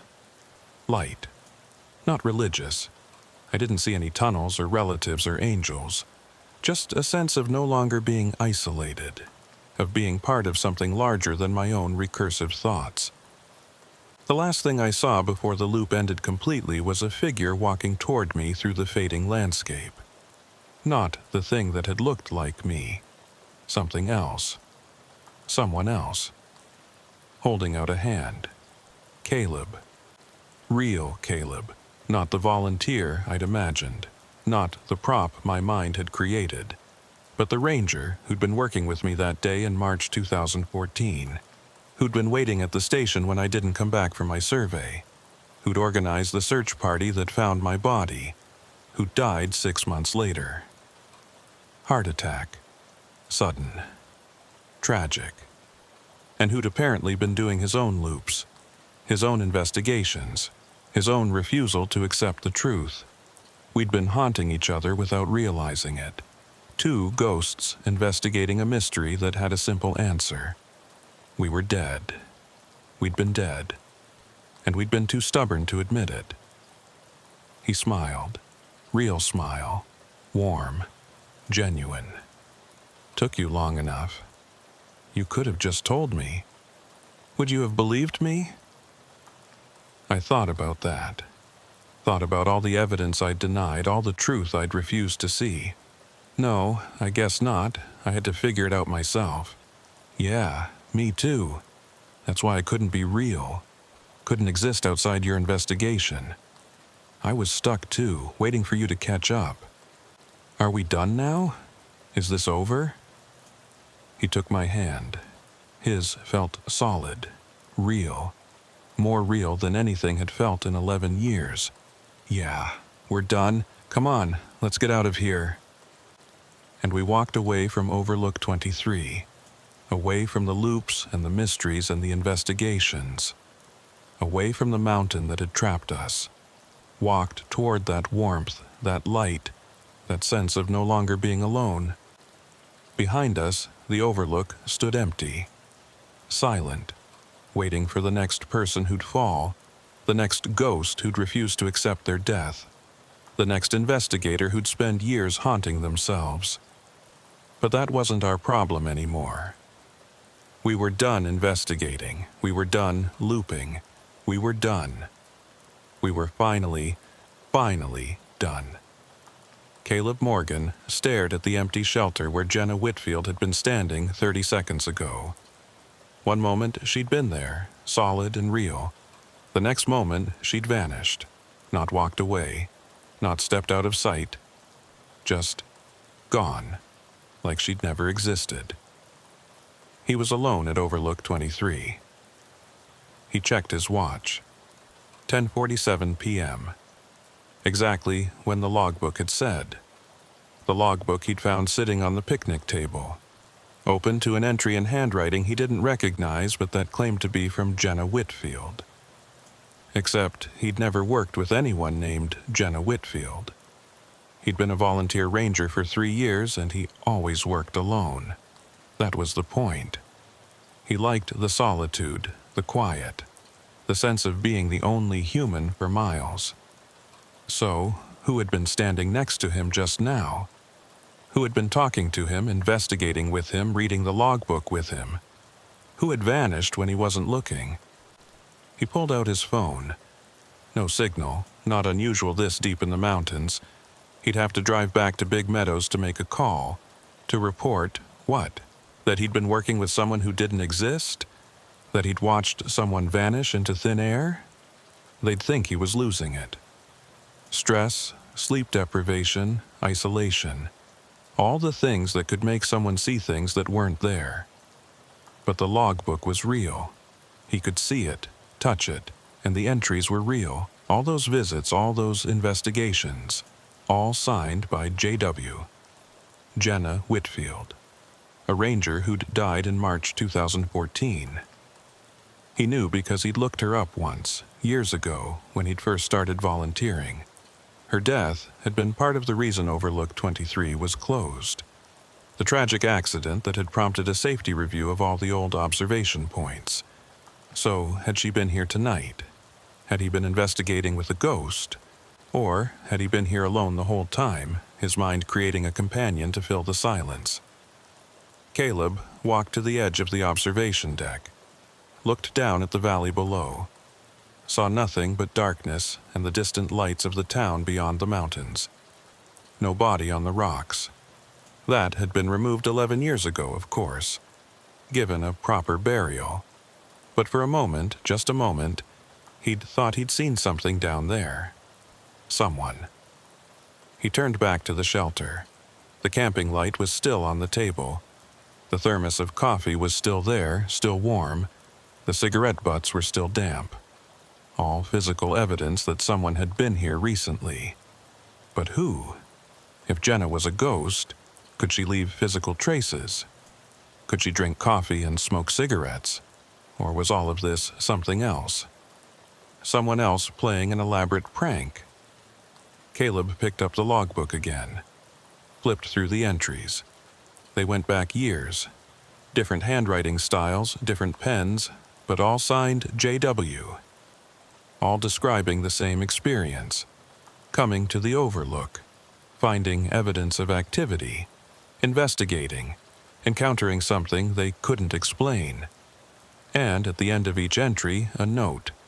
Will return, need to understand. Except for the last one. The one dated tonight, October 19th, 2025. That one was different. Visit number 47. I remember now. I remember falling. I remember dying. I remember refusing to accept it for 11 years. This ends here. This ends now. I'm letting go. And then, in smaller text at the bottom of the page, to Caleb, I'm sorry I wasn't real. Or maybe I was and you weren't.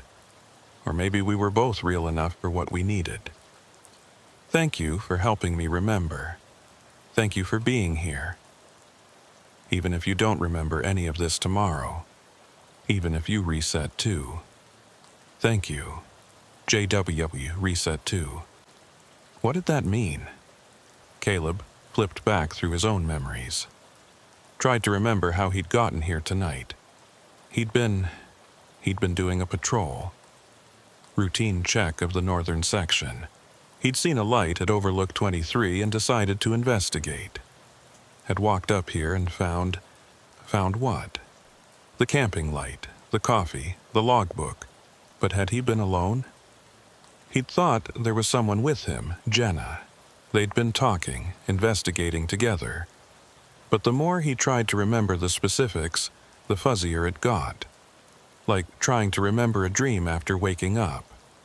Had she been real? Had any of it been real? Or had he been here alone the whole time, his mind filling in the gaps with a companion who made sense of the evidence? He looked at his watch again. Still 10:47 p.m. That was wrong.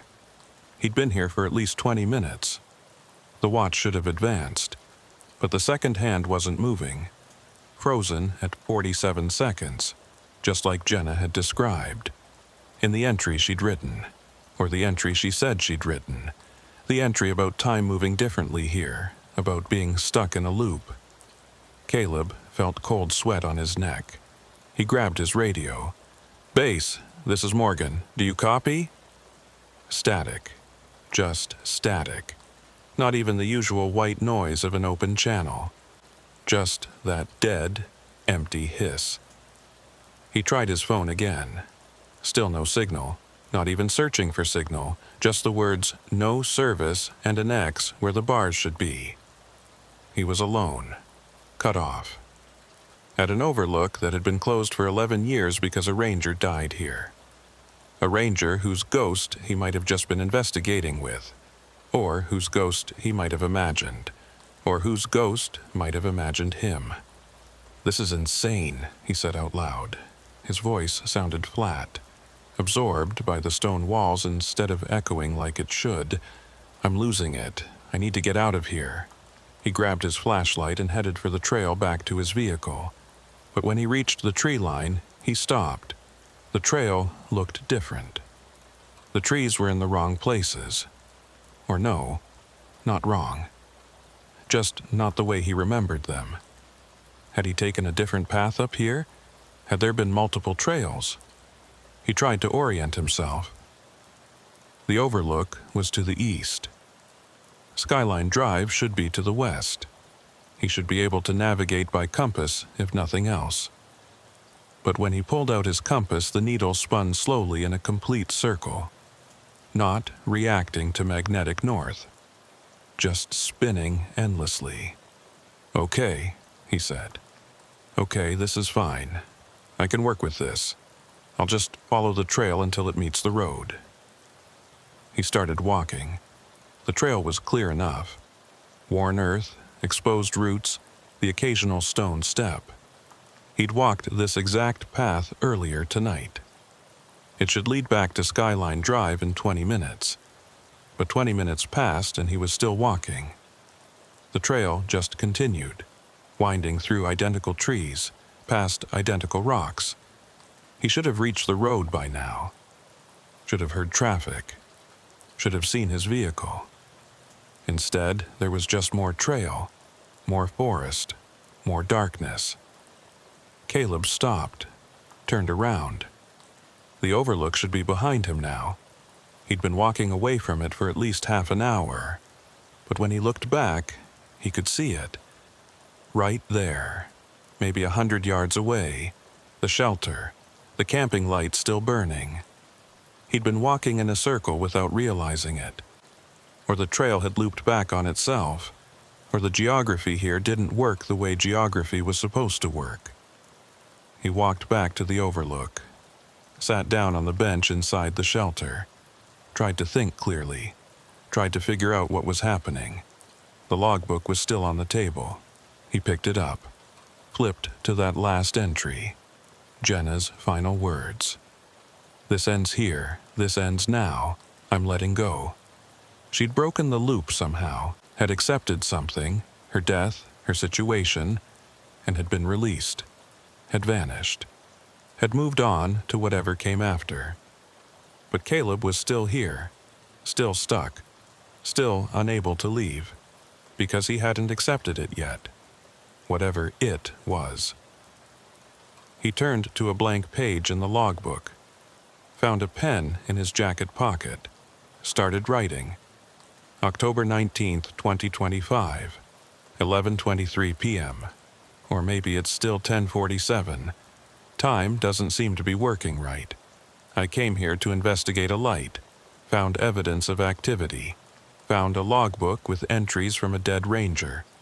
Thought I was working with her, Jenna Whitfield, but she disappeared, or I imagined her. Or something else I don't understand. I tried to leave, but the trail loops back here. My watch is frozen. My compass doesn't work. I'm stuck. If someone finds this, I'm Caleb Morgan, volunteer ranger. I don't know what's happening, but I think I'm in trouble. I think I've been here before. I think maybe I've been stuck here for a while and just didn't realize it. I think I might be in the same loop Jenna was in, the same trap, and I don't know how to get out. He signed it. FghutXdiAHs. Left the logbook open on the table so anyone who found it would see the entry. And then he did the only thing he could think of. He pulled out his own notebook, the small personal one he kept for observations, and he started reading. The entries went back months, but he didn't remember writing most of them. Visit number 3, found logbook again. Same entries, same evidence. Am I imagining this? Visit number 7, saw someone tonight. A woman, called herself Jenna. She seemed real, but then she vanished. Was she a ghost? Was I alone the whole time? Visit number 15. I think I'm looping. I keep coming back here. Keep investigating the same mystery. Keep finding the same clues. but I can't remember previous visits. Each time feels like the first time. Visit number 22. Met Jenna again. Or met her for the first time again. She doesn't remember me from before. We investigated together. She disappeared at the end. I think we're both stuck. Both looping. Both trying to figure out what happened. The entries went on. Page after page. Visit after visit. 28 times he'd been to Overlook 23. 28 times he'd investigated. 28 times he'd met Jenna, worked with her, watched her vanish. And each time he'd forgotten. Reset. Started over. Until tonight. Visit number 29. When something had been different. When Jenna had remembered. Had broken her loop. Had moved on. Leaving him behind. Still stuck. Still trapped. Caleb closed the notebook. Felt the weight of it in his hand. 28 visits. 28 failures to escape. How many more would there be? How long had he actually been here? He checked his phone. The date said October 19th, 2025. But what if that was wrong? What if he'd been looping so long that he'd lost track of real time? What if it was actually 2026? 2027? 2030? What if he'd been dead for years and just didn't know it? That thought froze him, made his breath catch, because it made a horrible kind of sense. Why would a volunteer ranger be working alone at night? Why would he be patrolling this specific area? Why would he keep coming back to an overlook that was officially closed? Maybe because he died here. Maybe because he was doing the same thing Jenna had done. Refusing to accept his death, creating loops and investigations to avoid the truth. But when had he died? How? He tried to remember his life before Blue Ridge, his family, his job, where he'd lived. But the memories were vague, indistinct, like Jenna had described. Stories he told himself rather than actual experiences. He pulled out his wallet, checked his ID. Caleb Morgan. Date of birth, June 14th, 91. Address, P.O., Box 247, Luray, VA. Volunteer Ranger ID number 2D847. All the information was there. But when he tried to picture his apartment at that address, tried to visualize his belongings, tried to remember actually living there, he came up blank. Because he didn't live there. Hadn't lived anywhere for years. Had been dead. Had been stuck in this loop. Had been investigating a mystery that was actually his own death. Just like Jenna. Caleb stood up, walked to the edge of the observation deck, the section that had collapsed, the section that had killed Jenna, and maybe the section that had killed him too? He tried to remember. Really remember.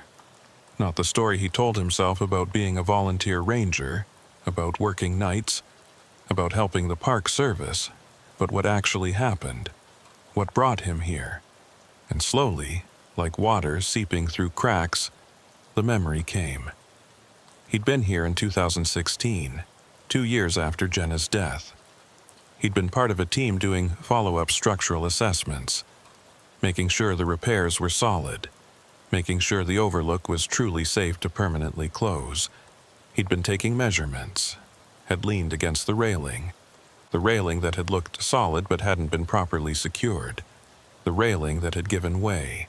He'd gone over the edge, just like Jenna, fell the same 200 feet, hit the same rocks, died the same death, and had been looping ever since, 9 years, investigating his own death without realizing it, creating the role of volunteer ranger to explain why he was here, creating visits and patrols and investigations to fill the time, and meeting Jenna, over and over, 28 times.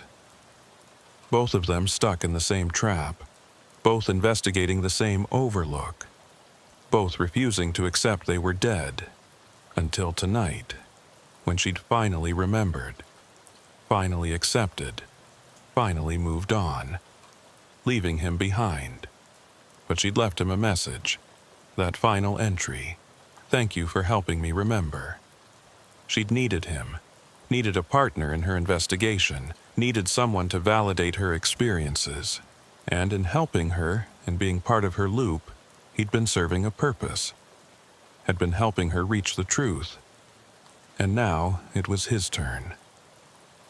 Caleb looked down at the rocks below, saw his own body there, broken, 9 years old, still present in his memory, in his loop, in this moment that never ended. And he remembered dying, remembered the fear, remembered his last thought, the same thought Jenna had probably had. "I hope I'm not alone out here." But he hadn't been alone. Jenna had been there. Not physically. She'd died 2 years earlier. But her ghost had been there. Her loop had been there. And maybe that had been enough. Maybe their loops had intersected, intertwined, given each other purpose. Maybe that's why ghosts haunted. Not because they were scary or malicious or trapped, but because they were lonely. Because they needed companionship even in death. Needed to feel like they mattered, like they served a purpose, like someone knew they existed. And for 9 years, he and Jenna had served that purpose for each other, had been partners in investigation, had validated each other's existence, had made each other feel real until tonight, when she'd moved on, when she'd accepted the truth and let go, and now it was his turn. Caleb climbed over the railing, stood on the edge of the observation deck, right where he'd fallen, right where he'd died. He looked down at his body on the rocks, saw himself clearly now, saw the truth. And he let go. The loop released him. The overlook faded. The mountain faded. Everything faded except for one presence, one warmth, one hand reaching out to take his.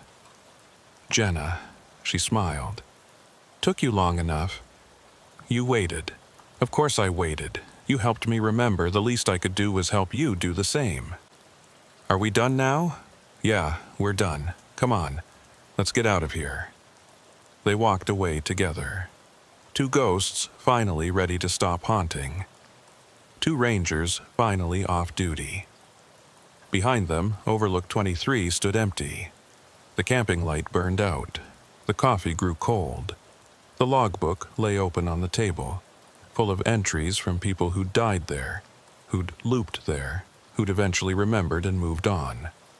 47 entries from Jenna Whitfield, 29 entries from Caleb Morgan, and 1 more, fresh ink, written in handwriting that belonged to neither of them.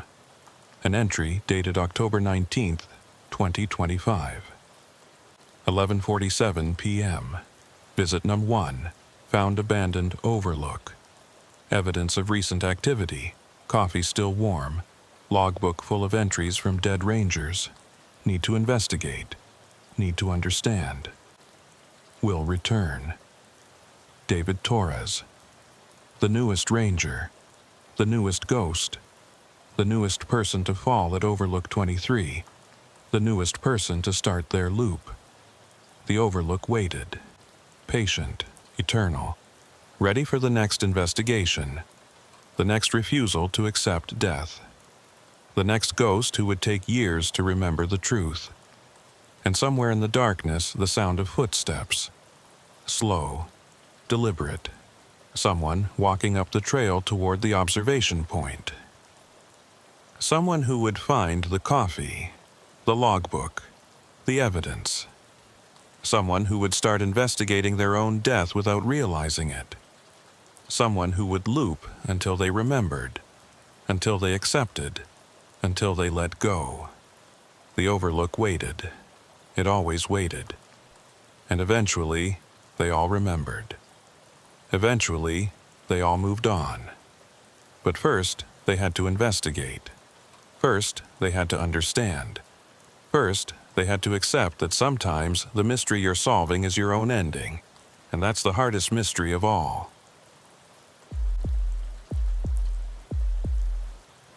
There's a filing cabinet in the basement of Big Meadows Ranger Station that nobody talks about.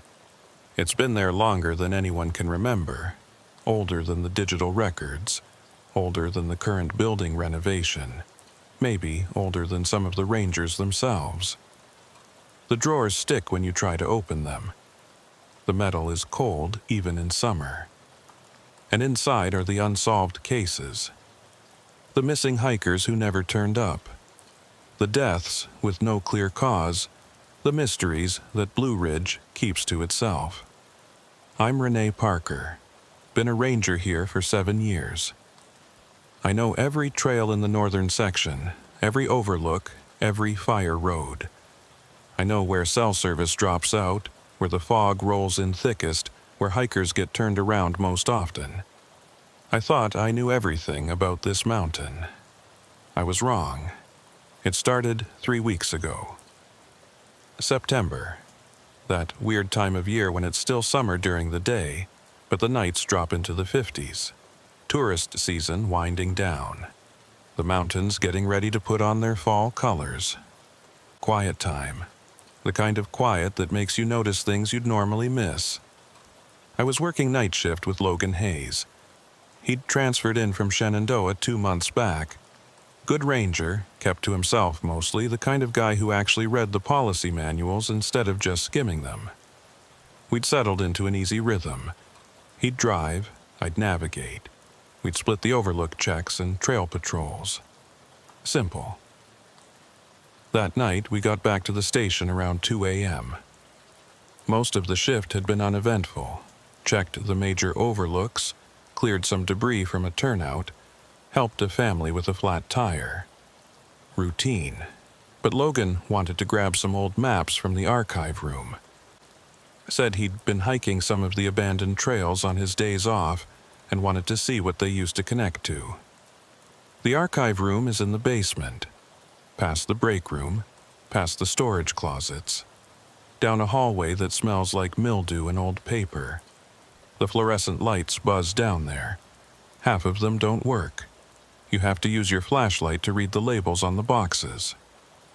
Logan was pulling out rolled maps from the 1960s when I noticed the filing cabinet. I'd been down here before, but I'd never really looked at it. 4 drawers, olive green, the kind of industrial furniture that would survive a nuclear war. No labels on the outside. "What's in there?" I asked. Logan glanced over. Cold cases, I think, missing persons. Stuff from before they started digitizing everything. I walked over, pulled on the top drawer. It resisted, then gave with a screech of metal on metal. Inside were hanging folders, dozens of them, organized by year. I pulled one out at random. Harold Vickers. Missing since June 12, 1987. Last seen on Appalachian Trail near Beagle Gap. Age 34. Solo hiker. There was a photo paper clipped to the file. A man in his 30s, beard, hiking gear, smiling at the camera. The kind of photo families provide when someone goes missing. The kind that ends up on posters and news reports. The file was thin. A few witness statements from other hikers who'd seen him that day. A map with his planned route marked in red. A list of his gear. And then nothing, no resolution, no body found. Just a file in a drawer, gathering dust. "Jesus," I said. "How many of these are there?" Logan came over, looked into the drawer. "Lots. This goes back to the 60s at least. Maybe earlier." I pulled out another file. Sandra Kimball, missing since September 14, 1979. Last seen on White Oak Canyon Trail. Another photo. A woman in her 20s, blonde hair pulled back, squinting into the sun. September 14th. I noted the date without thinking much about it. Just another missing person. Another cold case. Another family that never got answers. I was about to close the drawer when something caught my eye. A file near the back. The tab was marked in fresher ink than the others. I pulled it out. Michael Reeves, missing since September 14, 2018. Last seen on Old Rag Trail. Age 29. Experienced hiker. 7 years ago. Recent enough that I might have been working here when it happened. I opened the file, read through the incident report. Reeves had started his hike early morning, signed in at the trailhead, told the volunteer he'd be back by dark. Never returned. Search and rescue went out the next day. Found his car still at the trailhead. Found his water bottle on the trail about 3 miles in. Never found him. But what made my skin crawl was the next document in the file. A list of rangers who'd participated in the search. Names, assignments, hours worked. Standard stuff. Except my name was on the list. Renee Parker, Trail Sweep, Old Rag Summit to Parking Lot. September 15-17, 2018. I stared at that line. Read it 3 times. My name. My assignment. Dated September 2018. "Logan," I said slowly. "Look at this." He leaned in, read over my shoulder. "You worked the Reeves search. I didn't know that." "I didn't. I don't remember it." September 2018. I tried to think back. "I would have been working here, but I don't remember any search operation. I don't remember this guy at all." "Maybe you just forgot. 7 years is a long time." "You don't forget a SAR operation. Especially not one where the person is never found. That stuff sticks with you." Logan shrugged. "Could be a clerical error. Someone wrote down the wrong name." That should have been the end of it. A paperwork mistake. A name transposed from another report. Simple explanation. Except when I looked at the bottom of the page, there was a signature. My signature. I'd signed off on those hours, certified that I'd worked that search, and the handwriting was mine. I closed the file, put it back in the drawer. "Let's get out of here. This place is creeping me out." We went back upstairs, finished our shift. I went home to my apartment, tried to sleep, couldn't. Kept seeing that signature. My handwriting. My name on a report for an event I didn't remember. At some point I must have dozed off because my alarm woke me at 2 p.m. I got up, made coffee, sat at my kitchen table staring at nothing. Then I grabbed my laptop and started searching. Michael Reeves, missing hiker, Blue Ridge. September 2018. I found a few news articles, local coverage. Hiker missing in Shenandoah National Park. Search continues for missing man. Family pleads for information. All the standard stuff. The articles confirmed what the file had said. Experienced hiker. Vanished without a trace. Massive search effort. No leads. One article mentioned the rangers by name. There were photos of the search teams. I zoomed in, looking for myself. And there I was. In the background of one photo, wearing my uniform, talking to another ranger. My face was slightly blurred, but it was definitely me. I had been there. I had worked that search. The evidence was right in front of me. So why didn't I remember? I spent the rest of the day trying to jog my memory. Went through my old journals. I keep a daily log, have for years. Flipped to September 2018. And there it was. September 15th, 2018. Long day. SAR operation for missing hiker Michael Reeves. Trail sweep with 3 other rangers. No sign of subject. Weather clear. Starting to think we won't find him. September 16th, 2018. Second day of search. Expanded radius. Dogs brought in, still nothing. This is going to be one of those cases where we never know what happened. September 17th, 2018. Final day of active search. scaled back to skeleton crew.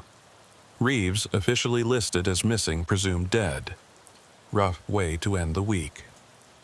I'd written all of that, in my handwriting, in my journal. Detailed descriptions of a search operation I had absolutely no memory of participating in. I sat there at my kitchen table, coffee getting cold, trying to understand. Had I blocked it out somehow? Was it trauma? Stress? Some kind of dissociative episode? Or was something else going on? My phone buzzed, text from Logan. "You working tonight?" "Yeah. Why?" "Found something weird in one of those old maps." "Want to show you?" "Meet early?" "Sure. 7 p.m. at the station. See you then." I showed up at 6:45. Logan was already there, spread maps across the conference table. Old topographic maps, the kind drawn by hand before GPS made everything precise and boring. "Look at this," he said when I walked in. He pointed to a section of map dated 1976. "This trail here, Red Creek Trail, connects to the old rag circuit." I looked where he was pointing. The trail was marked clearly on the old map, but I'd never heard of it. "Is that still open?" "No, closed in the 80s. Officially due to erosion, but look at the notes in the margin." I squinted. Someone had written in tiny script along the edge of the map. Septi 14, H. Vickers last seen. Septi 14, S. Kimball last seen. Septi Fort, M. Reeves last seen. 3 names, 3 dates, all September 14th. "That's weird," I said. "Why would someone write that on a map?" "That's not all. Look at the map index." He pulled out a newer map from 2015. Red Creek Trail wasn't on it, officially didn't exist anymore, but someone had drawn it in with pencil. And next to the trail name in the same tiny handwriting, Septi 14. "There's something about September 14th, Logan said. 3 disappearances on the same date, different years, all in roughly the same area, and someone's been tracking it. Someone's been marking these maps." I felt cold. That's the date from the Reeves file, September 14th, 2018. And the other 2, Vickers in 1987, Kimball in 1979. I checked the files after you left last night. All 3 of them disappeared on September 14th. Different years, but same date. That's... I tried to find a rational explanation. "That's a hell of a coincidence." "Yeah. Or it's a pattern." We stood there looking at the maps. 3 disappearances spanning 4 decades. All on the same date. All in the same general area. All unsolved. "What's today's date?" I asked. Logan checked his phone. September 13th. My stomach dropped. "Tomorrow is September 14th. Yeah, we should check that trail. Red Creek. See if there's anything there." "It's closed. Probably overgrown by now." "So? We're rangers. We can access closed trails. We should check it out." Logan looked at me for a long moment. "You sure about that? This is starting to feel like something we should report up the chain." "Let the brass handle it." "And tell them what? That we found some old maps with dates on them? That I worked a search I don't remember? They'll think we're losing it." He couldn't argue with that. "Okay, tomorrow night. We'll hike out to Red Creek Trail. See what's there. Maybe there's nothing. Maybe this is all just coincidence and paranoia." "Maybe," I said. But I didn't believe it. And from the look on his face, neither did he. We finished our shift, routine patrol, checked the overlooks, drove the fire roads, responded to a report of illegal camping that turned out to be nothing.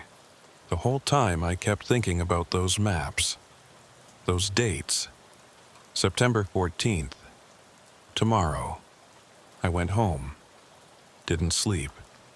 Lay in bed staring at the ceiling, trying to remember the Reeves search. Trying to pull up any memory at all of those 3 days in September 2018. but there was nothing. Just a blank space where the memories should be. At 6 p.m., I got ready for my shift, put on my uniform, checked my gear, drove to the station. Logan was already there. He looked like he hadn't slept either. "Ready?" he asked. "As I'll ever be." We signed in for our shift, logged our route with dispatch. Then we drove to the old rag trailhead. The parking lot was empty, too late for day hikers, too early for night photographers. Just us and the forest. We geared up. Flashlights, radios, first aid kit. Logan had printed out one of the old maps showing where Red Creek Trail used to branch off. According to the map, it was about 2 miles in, marked by a large oak with a blaze that looked like a backwards C. We started hiking. The trail was familiar. I'd been up Old Rag dozens of times. But as we got deeper, as the daylight faded and we had to switch to our flashlights, the familiar started feeling strange. The trees seemed closer together. The rocks looked different. Like we'd taken a wrong turn into a version of the trail that wasn't quite right. At the 2-mile mark, Logan stopped. "Should be around here." We swept our lights back and forth looking for the oak tree. Found it about 30 yards off the main trail. The blaze was barely visible, worn away by decades of weather. But it was there. The backwards C. Behind the tree was an opening in the undergrowth. Not a proper trail. No switchbacks, no stone steps, no trail markers. Just a narrow path winding up through the trees. "That's it," Logan said. "Red Creek Trail."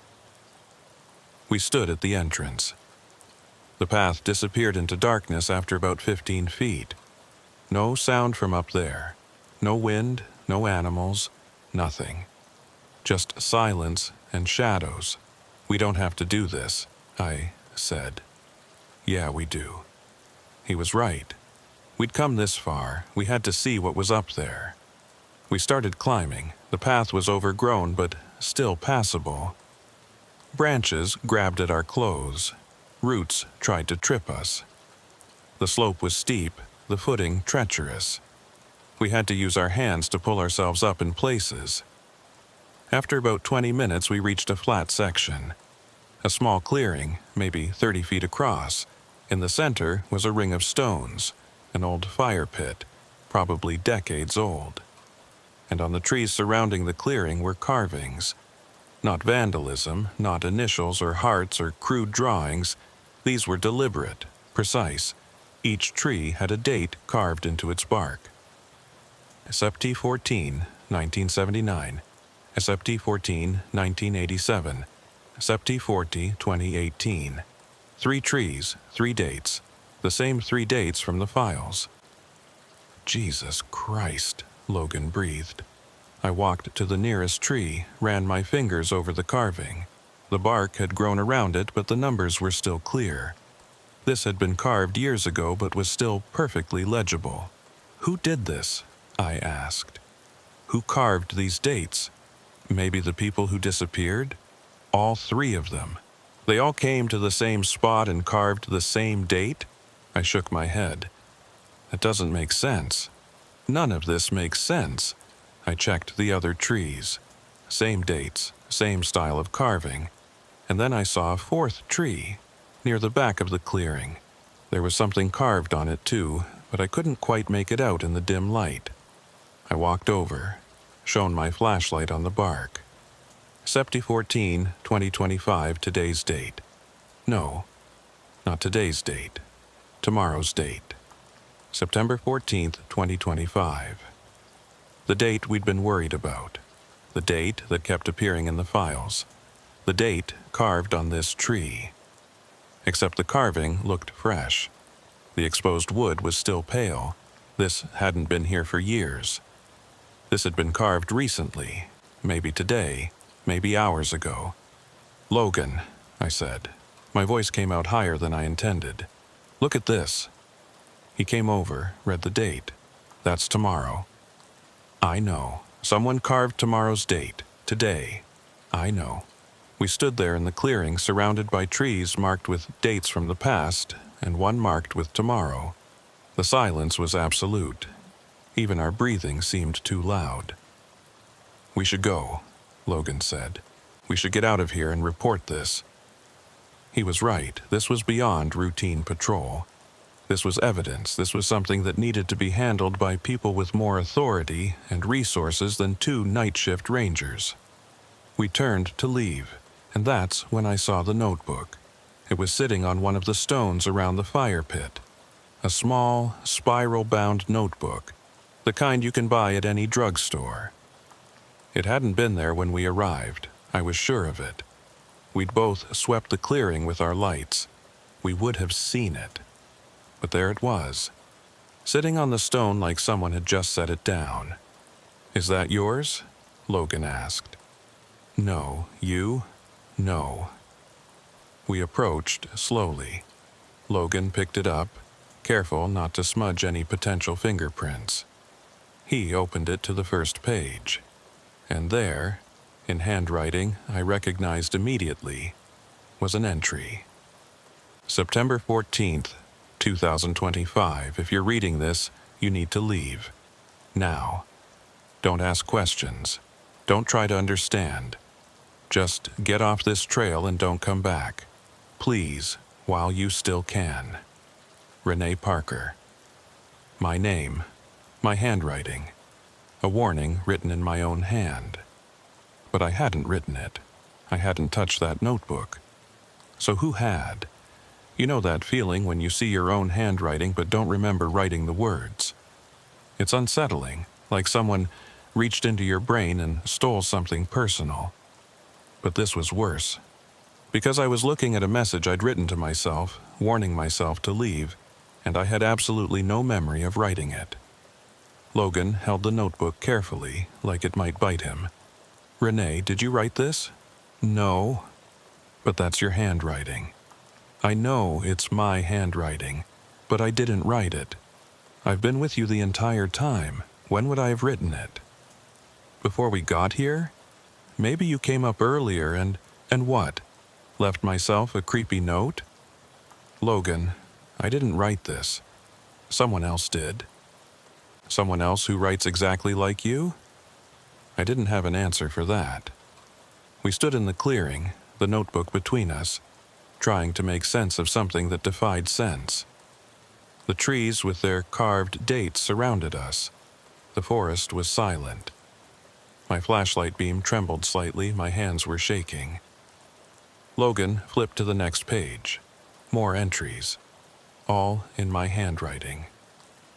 September 14th, 2018. Searched all day for Michael Reeves. Found nothing. Feel like I'm missing something obvious. Like there's a pattern I can't quite see. Keep thinking about the date. September 14th. Why does that date feel important? That was from 7 years ago. The search I didn't remember. But this entry was written like a journal entry. Like someone processing their day. Like I'd written it. Logan turned another page. September 14th, 1987. Harold Vickers' case is a dead end. No leads, no clues, nothing. He just vanished. But I keep coming back to this trail. Keep feeling like if I could just remember. I would have been -8 years old. Impossible for me to have written it. But the handwriting was mine. Unmistakably mine. "This is insane," Logan said. "These entries go back decades. You couldn't have written them. You weren't even born yet." "I know." "So what are we looking at? Someone forging your handwriting across 40 years? That's impossible. So is this." He thrust the notebook toward me. "This is your handwriting. Your name. But you couldn't have written these entries. So what the hell is going on?" I took the notebook from him. Flipped through more pages. Every entry was dated September 14th of different years. 1979, 1983, 91, 2003, 2011, 2018. All in my handwriting. All describing searches for missing hikers. all expressing the same frustration, the same sense of missing something important.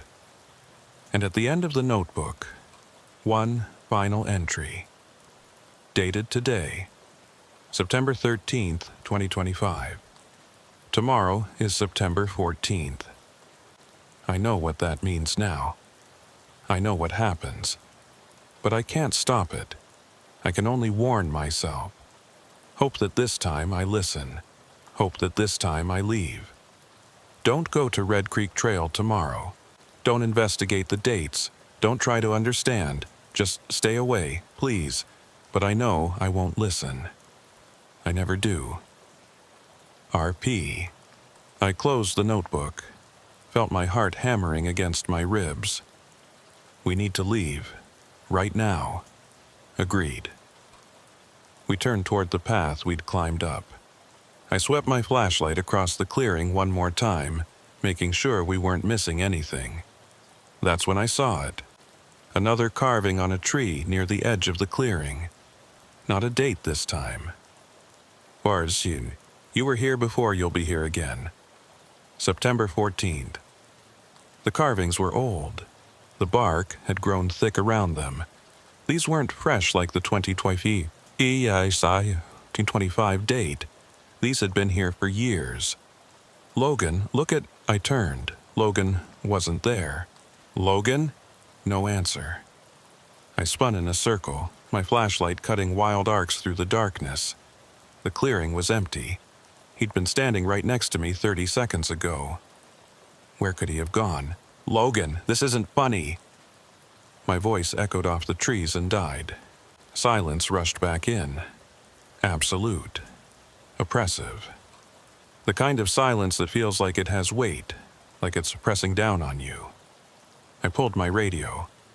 Logan, do you copy? Static. Just static. No response. I keyed up again. Base, this is Parker. I've lost contact with Hayes. Requesting backup at Red Creek Trail off Old Rag. Do you copy? More static. And then underneath it something else. A voice. Faint, distorted, but definitely a voice. Parker. Already there. Look behind you. I spun around. My flashlight beam swept across the trees, the fire pit, the stone where the notebook had been. Logan was standing exactly where he'd been before. Right next to me. Like he'd never moved. What? He said. Why are you looking at me like that? You were gone. You disappeared. I've been standing right here. What are you talking about? You weren't here. I turned around and you were gone. I called for you on the radio. He pulled out his radio. I didn't hear anything. My radio didn't even crackle. I looked at his face. He seemed genuinely confused. Not lying, not playing a prank, actually confused, like he had no memory of disappearing, like from his perspective he'd been standing there the whole time. We need to leave, I said. Right now. Something's wrong with this place. Okay, let's go.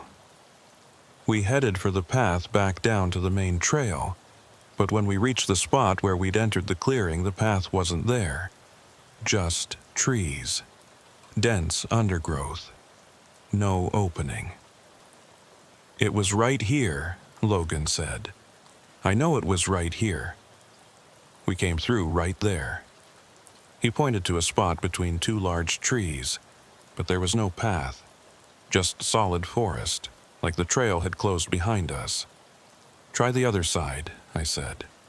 Maybe we got turned around. We circled the clearing, searched for any break in the trees, any sign of the trail we'd climbed. Nothing. The clearing was surrounded by impassable forest on all sides. We were trapped. This is impossible, Logan said. We just came from there. The path can't have just disappeared. Well, it did. So what do we do now? He stopped, pulled out his phone. No signal. You? I checked. Nothing. Radio? I tried again. Base, this is Parker. We are stranded at Red Creek Trail clearing. Need immediate assistance. Do you copy? Static. And then that voice again. My voice. Distorted. Wrong. No one is coming. You're already lost. September 14th. I dropped the radio like it had burned me. It hit the ground and the back popped off, batteries rolling into the darkness. What did it say? Logan asked. I couldn't make it out. It said, I swallowed hard. It said no one is coming, that we're already lost. That's not possible. Someone's messing with us, playing some kind of sick joke. You think someone followed us up here? Set all this up? The carvings, the notebook, made our path disappear? He didn't answer, because there was no good answer. Either we were being elaborately pranked by someone with resources and time we couldn't imagine, or something genuinely impossible was happening. I walked to the center of the clearing, sat down on one of the stones by the fire pit, tried to think clearly, tried to stay calm. Okay, I said. Let's approach this logically. We came up a trail. That trail has to still be here. We just need to find it. The forest didn't magically grow shut behind us. We probably just got disoriented. It's dark, we're stressed, we got turned around. Okay, so we wait until dawn. Once we have daylight, we'll be able to see better, find our way down. I checked my watch, 9:47 p.m. Sunrise wouldn't be for another 9 hours. 9 hours stuck in a clearing we couldn't escape, surrounded by trees carved with dates and warnings. But Logan was right. We didn't have much choice. We couldn't stumble around in the dark. We'd just get more lost. Fine, we wait for dawn. We sat on opposite sides of the fire pit, kept our flashlights on to preserve what little light we had. Didn't talk much. Just sat there in the oppressive silence, listening to the forest that wasn't making any sounds. Around midnight, I pulled out the notebook again, read through the entries more carefully. They all followed a pattern. A hiker would go missing on September 14th. A search would be conducted. I would be part of that search. I would come to this clearing, and then nothing. The entries would end. No explanation of what happened next. No description of finding our way out or being rescued. Just entries that stopped abruptly, like whoever was writing them had been interrupted, or had vanished. Logan, I said quietly, have you noticed something? What? The entries in this notebook, they all end on September 14th. They never describe September 15th. It's like the person writing them never makes it past September 14th. He was quiet for a moment. You think whoever wrote these disappeared too? Became part of the pattern? I don't know, but it's weird, right? Decades of entries, all ending on the same date. Maybe they just stopped writing. Or maybe they couldn't write anymore. Maybe they became like the people they were searching for. Maybe they... A sound cut me off. Footsteps. Someone walking through the forest. Getting closer. We both jumped to our feet, flashlights up. Hello? I called. Park Service, identify yourself. The footsteps continued, steady, measured, coming from the direction where our trail should have been. And then a figure stepped into the clearing. It was me. Or rather, it looked like me. Same height, same build, same ranger uniform, but something was wrong. The proportions were slightly off, the movements were too smooth, and the face, when the flashlight hit it, the face was like looking into a mirror that showed your reflection wrong. All the features in the right places but slightly misaligned. Eyes too far apart. Mouth too wide. Hello, Renee, it said in my voice. Hello, Logan, you're right on schedule. Logan grabbed my arm.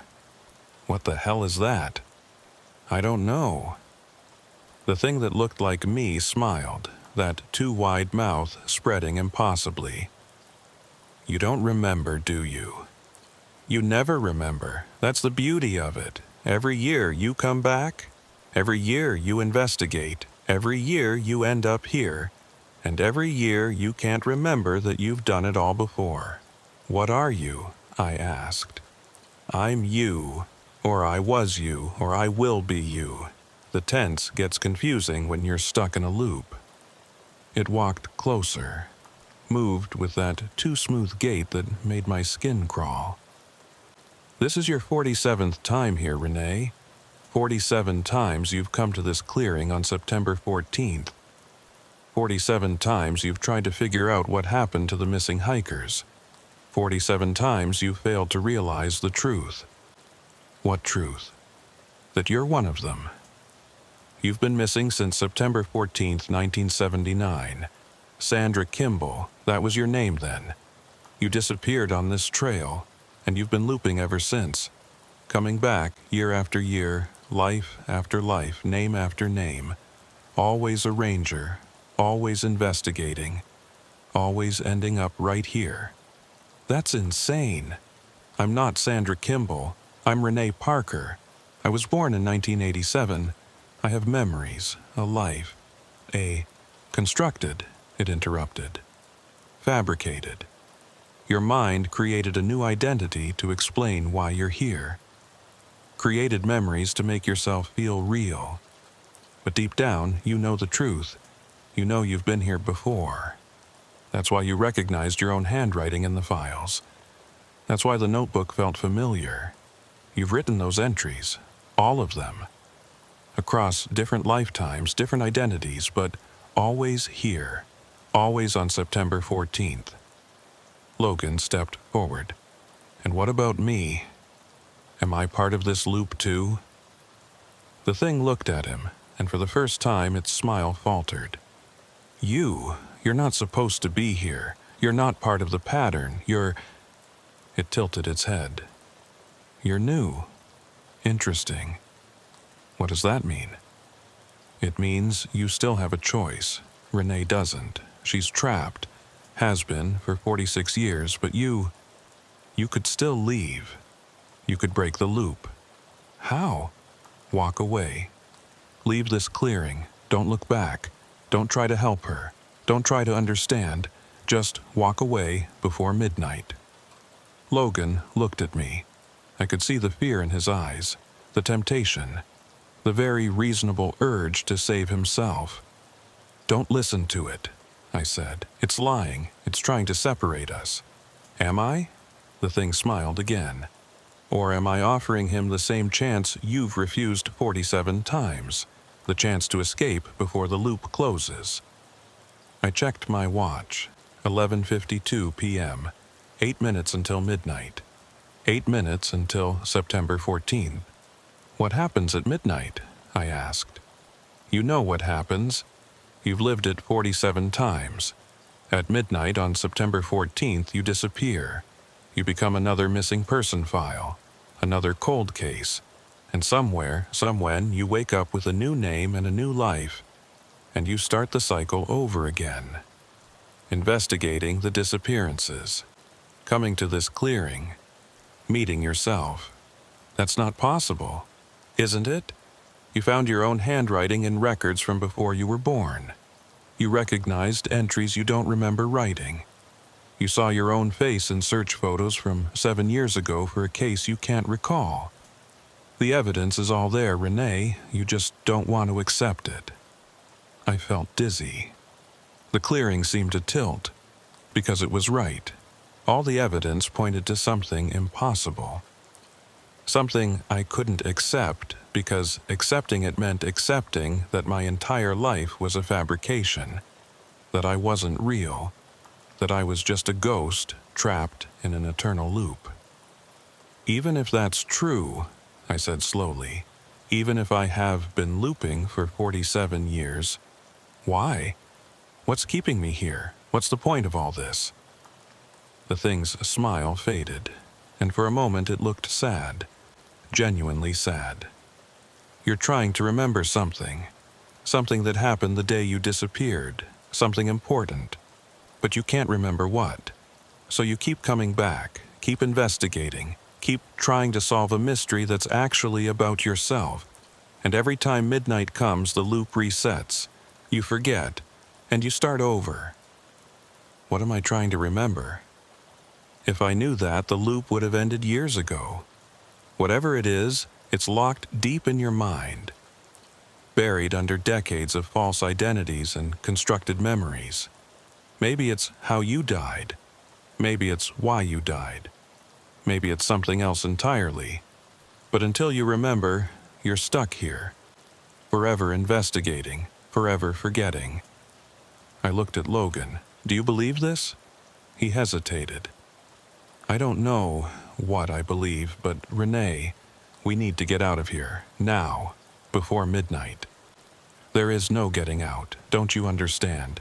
The trail is gone. The clearing is sealed. We're already trapped. We have been since we walked in here. Then what do? I didn't have an answer. My watch read 11:57. 3 minutes until midnight. 3 minutes until September 14th. 3 minutes until the loop closed and I disappeared again. Unless I could break it. Unless I could remember what I was supposed to remember. I closed my eyes, tried to focus, tried to reach past the memories I knew were false, tried to find that buried truth. Sandra Kimball, September 14th, 1979. What happened that day? Images flickered through my mind. Not memories. Too vague for that. More like impressions. Flashes of something I couldn't quite grasp. A trail. This trail. Walking alone. Late afternoon. The sun getting low. I should turn back. Should head down before dark. But there's something I need to see. Something important. A clearing. This clearing. And someone waiting for me. Who? I can't see their face, can't hear their voice, but they're here. And they have something to tell me, something that matters, and then pain. Sudden, sharp, and falling, and the ground rushing up and knowing I'm going to die. And the last thought as consciousness fades. I have to remember this, I have to tell someone. This is important, but what? What was I supposed to remember? What was so important that my ghost has been chasing it for 47 years? I opened my eyes. The thing that looked like me was standing right in front of me now, close enough to touch. You're starting to remember, it said softly. I can see it. You're closer than you've ever been. Maybe this time you'll break through. Maybe this time you'll remember and the loop will end and you'll finally be free. Help me, I said. If you're really me, if you're some version of me, help me remember. I can't. Whatever you need to remember, it's yours alone. I'm just the shell you left behind. The echo of who you were, I can't remember for you. My watch beeped. Midnight. September 14th, 2025. And everything went dark. You ever wake up and not know where you are? That disoriented moment where you're half in a dream and half in reality, and your brain can't quite process which is which. That's what this felt like. Except I hadn't been asleep. I'd been standing in a clearing with Logan and a thing that looked like me, and then suddenly I was somewhere else. I was lying on the ground. Dirt and leaves under me, cold, dark. My flashlight was gone. My radio was gone. Logan was gone. I was alone in the forest and I had no idea how I'd gotten here. I sat up slowly, my head was pounding. My mouth tasted like copper. I touched my face and my fingers came away wet. Blood, not a lot, just a trickle from my nose. I looked around. I was still in the forest but not in the clearing anymore. I could see trees in every direction, no breaks in the canopy. No fire pit, no carved dates. No path, just endless woods stretching into darkness. I pulled myself to my feet, checked my pockets. My phone was still there, but dead, despite being fully charged an hour ago. My keys were there, my ranger badge. But my flashlight, radio, and the notebook, all gone. "Logan!" I called. My voice sounded wrong, flat, like the forest was absorbing it. "Logan, where are you?" No answer, just that oppressive silence. I picked a direction and started walking. Had to find my way back to the trail. Had to find Logan. Had to get out of these woods. My watch was still working. 12:07 a.m. 7 minutes past midnight. 7 minutes into September 14th. I walked for what felt like hours. The trees never changed. No landmarks, no variation. Just the same endless forest. I should have reached the trail by now, should have found some boundary, some fire road, something. But there was nothing. Just trees and darkness and silence. And then I saw a light, small, flickering like a campfire. I headed toward it, crashed through underbrush, not caring about the noise, just desperate for anything that wasn't endless forest. I burst into a clearing, the same clearing, the fire pit, the carved trees, the stones. Like I'd walked in a giant circle, or like the clearing had moved, or like I'd never left. But something was different. There was actually a fire burning now, small flames crackling in the pit, and sitting beside it, warming his hands, was Logan. "There you are," he said when he saw me. "Where did you go? One second you were there, the next you were gone." I don't know. Everything went dark and I woke up in the woods." I came closer to the fire. "How long have I been gone?" "About 2 minutes. You kind of faded out. Like you became transparent and then just wasn't there. And then you came crashing back through the trees just now." 2 minutes? It felt like hours. Time's weird here. I don't think it works the way it's supposed to. I sat down across from him, stared into the fire. Real flames, real heat, but from wood that hadn't been there before. "Did you start this?" "No, it was already burning when I could see again after you disappeared." "Logan, what's happening to us?" He shook his head. "I don't know, but that thing you were talking to, the one that looked like you, it said something before you vanished. It said you were close to remembering, that maybe this time the loop would break. I tried to remember. I got flashes of something. Being here before as Sandra Kimball, but I couldn't see what happened. Couldn't remember the important thing. Maybe you need to go further back. Not just remember being Sandra Kimball, but remember what happened before that. Before you disappeared." I closed my eyes. Tried again. Pushed past the vague impressions and flashes. Tried to find the actual memory buried underneath. September 14th, 1979. Sandra Kimball. 23 years old. Ranger at Shenandoah. Came to this clearing because I was meeting someone. Someone who had information about something I was investigating. What was I investigating? Disappearances. Hikers who'd gone missing on this trail. Harold Vickers was one of them. He'd vanished in 1987. No, wait, that didn't make sense. How could I have been investigating someone who disappeared in 1987 if I died in 1979? Unless the dates were wrong. Unless time here really didn't work the way it should. I pushed deeper, tried to remember the face of the person I was meeting, but it kept shifting, changing. Sometimes it was a man, sometimes a woman. Sometimes it looked like me, sometimes like Logan, sometimes like something else entirely.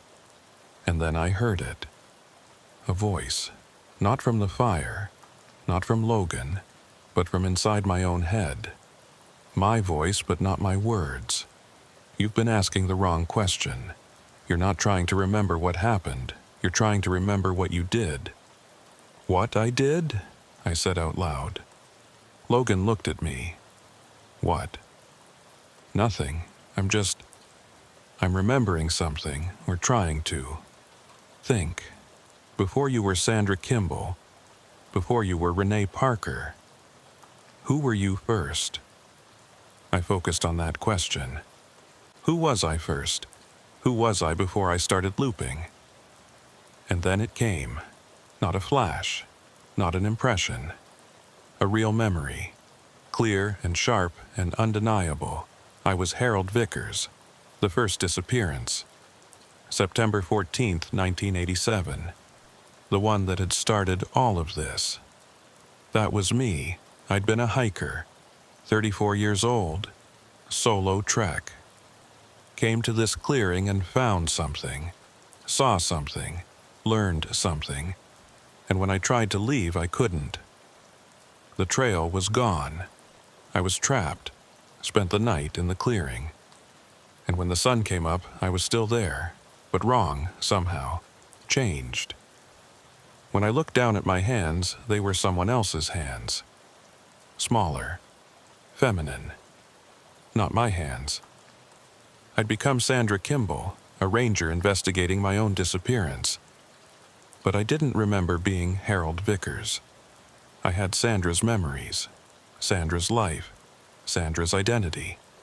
Completely convinced I'd always been Sandra. And Sandra had come to this clearing on September 14th, 1979. 8 years before Harold Vickers disappeared. Time was running backwards, or forwards, or both. Time didn't mean anything here. And Sandra had disappeared too. Had become someone else. And that someone had disappeared. And that someone had become someone else. Over and over. 47 times. 47 different identities, all investigating the same disappearances. All ending up in the same clearing. All on September 14th. I remember, I said. My voice sounded hollow. I remember what I did. I came to this clearing as Harold Vickers in 1987, and I found something. Something that shouldn't exist. A place where time folds in on itself. Where past and future exist simultaneously. And I got trapped in it, and every time I try to leave, I become someone else. Someone new, living a whole life that feels real but isn't, and that person eventually comes back here, and the cycle continues. Logan stared at me. You're saying you've been trapped here for 47 years, living dozens of different lives? Not 47 years. It's all happening at once. 1979 and 1987 and 2018 and 2025 are all the same moment here. They're all September 14th. They're all now. I'm Harold Vickers and Sandra Kimball and Michael Reeves and Renee Parker all at the same time. I'm every person who's ever disappeared on this trail.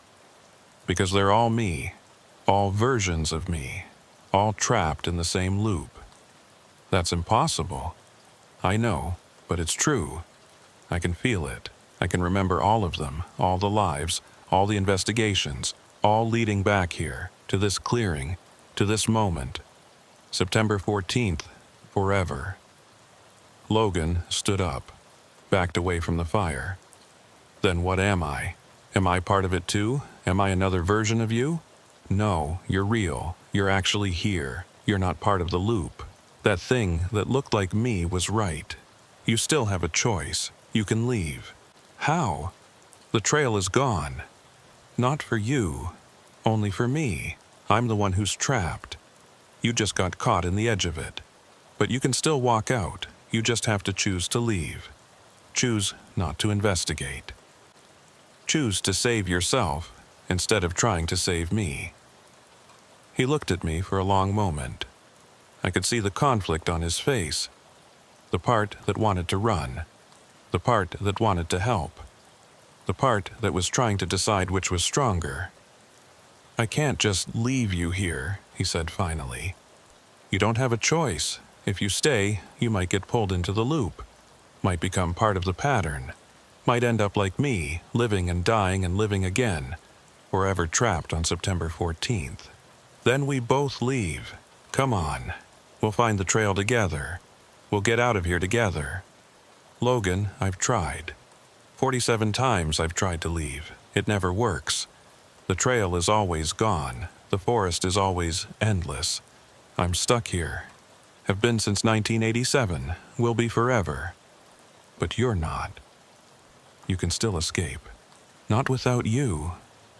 I felt something warm in my chest.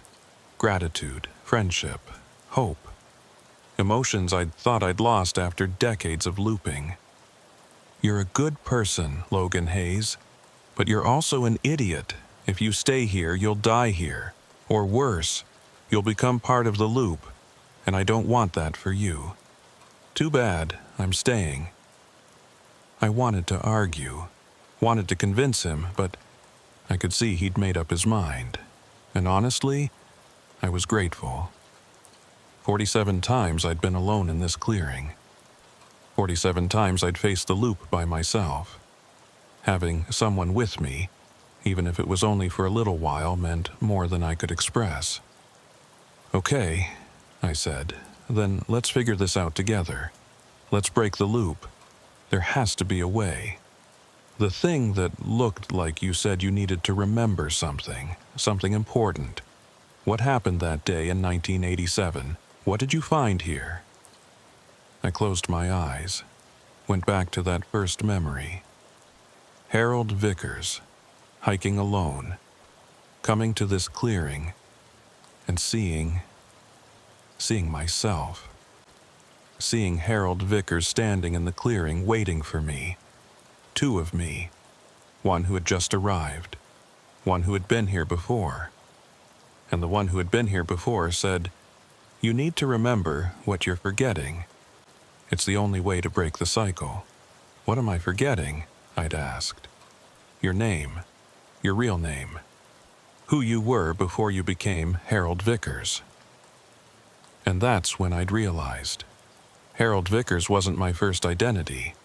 I'd been someone else before that. Someone who'd come to this clearing even earlier. Someone who'd been the first to get trapped. But who? I couldn't remember. That memory was gone. Erased, lost in the decades of false identities and constructed lives. "That's the key," I said, opening my eyes. "I need to remember my original identity, who I was before the loop started. That's what I've been forgetting. That's what keeps resetting. Every time I get close to remembering, the loop closes and I forget again. So remember, go back further. Past Harold Vickers, past all the identities, find the first one." I tried. Pushed my mind back through the layers of false memories. Past Renee Parker. Past Michael Reeves. Past Sandra Kimball. Past Harold Vickers. Back to the beginning. To the first person who came to this clearing and got trapped.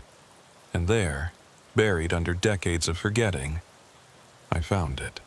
A memory so old it was barely a whisper, but it was there. I'd been a park ranger.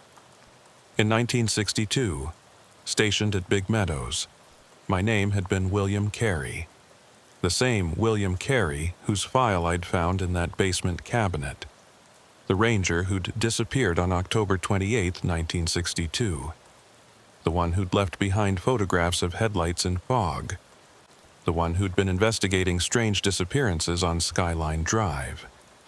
I'd been investigating this clearing, this exact spot, because hikers kept disappearing here, and I'd come here alone to check it out. And I'd gotten trapped, had become the first victim of whatever this place was. And I'd been looping ever since, living new lives, investigating my own disappearance, getting trapped again, over and over, for 63 years. "William Carey," I said. My voice cracked. That was my original name. I've been trapped here since 1962. Everything else, Harold Vickers, Sandra Kimball, all the others, they were just constructs. False identities created by the loop to keep me trapped, to keep me investigating, to keep me here forever.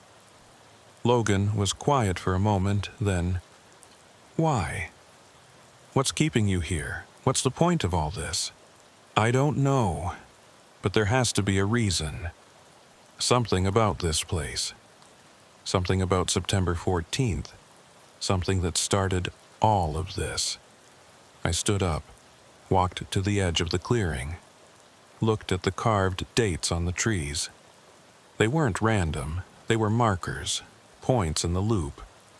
Every September 14th I'd lived through as a different person, all carved here, all visible simultaneously because time didn't work right in this place. And then I saw something I'd missed before. A fifth tree, hidden behind the others, with words carved into it. Old carvings. Older than the dates. Maybe the oldest thing in this clearing. I walked over, read the words by the light of the fire. "Here lies the place where time forgot itself, where past and future meet and merge, where those who seek to understand become what they are seeking." The loop closes when the seeker remembers that they are both the hunter and the hunted, the question and the answer, the beginning and the end. I read those words 3 times, tried to understand what they meant. The loop closes when the seeker remembers that they are both the hunter and the hunted. Logan came up beside me. "What does that mean?" "I think it means I'm not just investigating the disappearances. I am the disappearances. Every person who's ever gone missing on this trail isn't a separate victim. They're all me, different versions of me. I'm the one who keeps disappearing. I'm the mystery I'm trying to solve. I'm the hunter and the hunted. And if you remember that, if you accept that, the loop closes.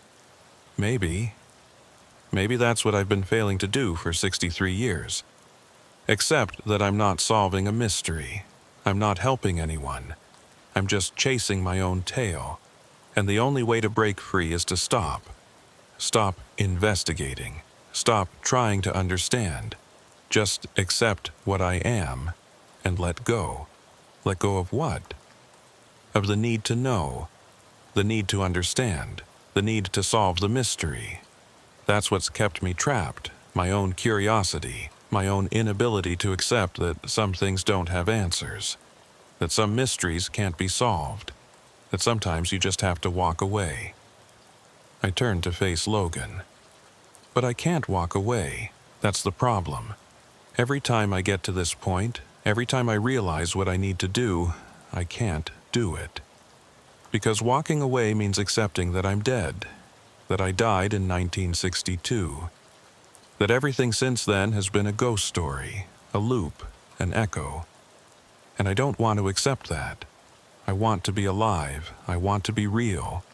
So I keep investigating, keep looping, keep pretending I can solve this if I just try hard enough. So what do? I don't know.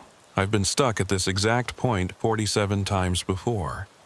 Realized the truth. Understood what I need to do.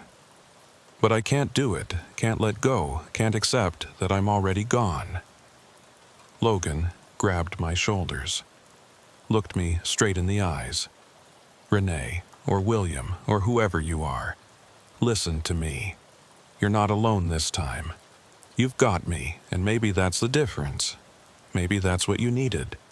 Someone else to help you let go. Someone to walk out of here with you, or for you. Someone to remember you were real, even if you're not anymore." I felt tears on my face, didn't even realize I was crying. "You can't help me. You need to save yourself. Get out of here before the loop closes on you, too. Too late. I'm already in it. From the moment I walked into this clearing, I became part of your story, part of your loop. So we're doing this together. We're breaking this thing together, and we're both getting out. How? You tell me. You're the one who's lived this 47 times. What haven't you tried?" I thought about that. What hadn't I tried? I'd tried understanding. I'd tried investigating. I'd tried running. I'd tried fighting. I'd tried accepting. What was left? And then it hit me. Something so obvious, I'd missed it for 63 years. I've never tried forgiving myself, I said. Forgiving yourself for what? For dying, for leaving, for all the people who've been affected by my disappearance. My family, my friends, the other rangers who searched for me, the hikers who disappeared after me. I've been so focused on understanding what happened that I never stopped to forgive myself for the fact that it happened at all. I walked to the center of the clearing, stood by the fire pit, looked up at the dark sky where stars should be but weren't because time was broken here and even starlight couldn't find its way through. William Carey, I said out loud, you died on October 28, 1962. You came to this clearing investigating disappearances and you got lost. And you've been lost ever since, living different lives, chasing the same mystery, never letting yourself rest, never forgiving yourself for dying, never accepting that you couldn't save everyone, never accepting that some people get lost and it's nobody's fault, not yours, not theirs, just bad luck and worse timing in a place where time forgot itself. I took a deep breath. But I forgive you. I forgive you for dying. I forgive you for getting lost. I forgive you for leaving people behind. I forgive you for all of it. You did your best. You tried to help. And sometimes trying isn't enough, and that's okay. That's human, that's real. So I forgive you, and I'm letting you go. The words hung in the air. And for a moment, nothing happened. The fire kept burning. The trees stood silent. Logan watched me with hope and fear mixed on his face. And then the clearing started to fade. Not all at once. Gradually. Like someone was turning down the opacity. The trees became transparent. The fire dimmed. The ground beneath my feet felt less solid. I could see through everything to something beyond. Something bright. Warm, welcoming. It's working, Logan said. Renee, it's working. The loop is breaking. I reached out my hand. He took it. And together we walked toward that light, toward whatever came after the loop, toward the end of the story I'd been telling myself for 63 years. As we walked, I felt the false identities falling away. Renee Parker, Michael Reeves, Sandra Kimball, Harold Vickers, all the others, all the lives I'd lived, all the investigations I'd conducted, all falling away like shed skin. And underneath, finally, I felt like myself again. William Carey, Park Ranger, dead since 1962, finally ready to accept it, finally ready to let go. The clearing disappeared completely. We were in light, pure, clean, formless, and I could feel others there with me. All the people who'd been part of the loop, all the versions of me, all coming together, all finally free. And then Logan's hand slipped from mine. Logan? I turned. He was fading, becoming transparent. Like he was the loop and I was the real thing instead of the other way around. I'm sorry, he said. His voice was distant. I can't go with you. I was never really here. I was just another construct, another part of the loop, something you created to help yourself let go. Like all the others. No. No, you're real. I know you're real. You're Logan Hayes. You transferred from Shenandoah 2 months ago. You read policy manuals. You helped me figure this out. You're real. I'm as real as you needed me to be. But now you don't need me anymore. You've let go. You've forgiven yourself. You've broken the loop, so I can fade. It's okay. I was happy to help. Logan, please, don't disappear. Don't leave me. I'm not leaving. I was never really here, but you were. William Carey was real, and now he's finally free. That's what matters. He smiled, that same warm smile I'd gotten to know over the past 2 months of night shifts. And then he was gone, dissolved into the light like he'd never existed. And I was alone, truly alone, for the first time in 63 years. The light faded. I was standing in a forest. Daylight, real daylight. Morning sun filtering through normal trees. I looked around. I was on a trail, an actual trail, with markers and signs and other hikers visible in the distance. I checked my watch. September 15th, 2025. The day after September 14th. The first September 15th I'd seen in 63 years. The loop was broken. I was free. William Carey was finally gone. Forgiven. Released. And I was who? Not Renee Parker. She'd never been real. Not any of the others. They'd all been constructs, echoes, ghosts haunting a ghost. I was just me, whatever that meant, whoever that was, still figuring that out. I walked down the trail, emerged at the old rag parking lot, found my truck, or Renee's truck, or whoever's truck it was supposed to be. Got in, drove back to Big Meadows. At the station, I found the file on William Carey, the missing ranger from 1962, and I wrote a final note. October 28, 1962, September 15th, 2025, Ranger. William Carey is no longer missing. He was found. He was forgiven. He's free. Case closed. I signed it. Not with William's name. Not with Renee's name. Just with initials that could be anyone. And then I walked away from the ranger station. Away from the park. Away from Blue Ridge. I don't know where I'm going. Don't know who I am anymore. But I know I'm finally free. The loop is broken. September 14th is finally over. And somewhere in those mountains, in that clearing where time forgot itself, there's a fire that's gone out. Trees with dates that don't mean anything anymore. A place where I was trapped for 63 years. But I'm not there now. I'm here, moving forward. For the first time in decades, actually moving forward instead of looping back. And that's enough. For now, that's enough. The end of one story, the beginning of another.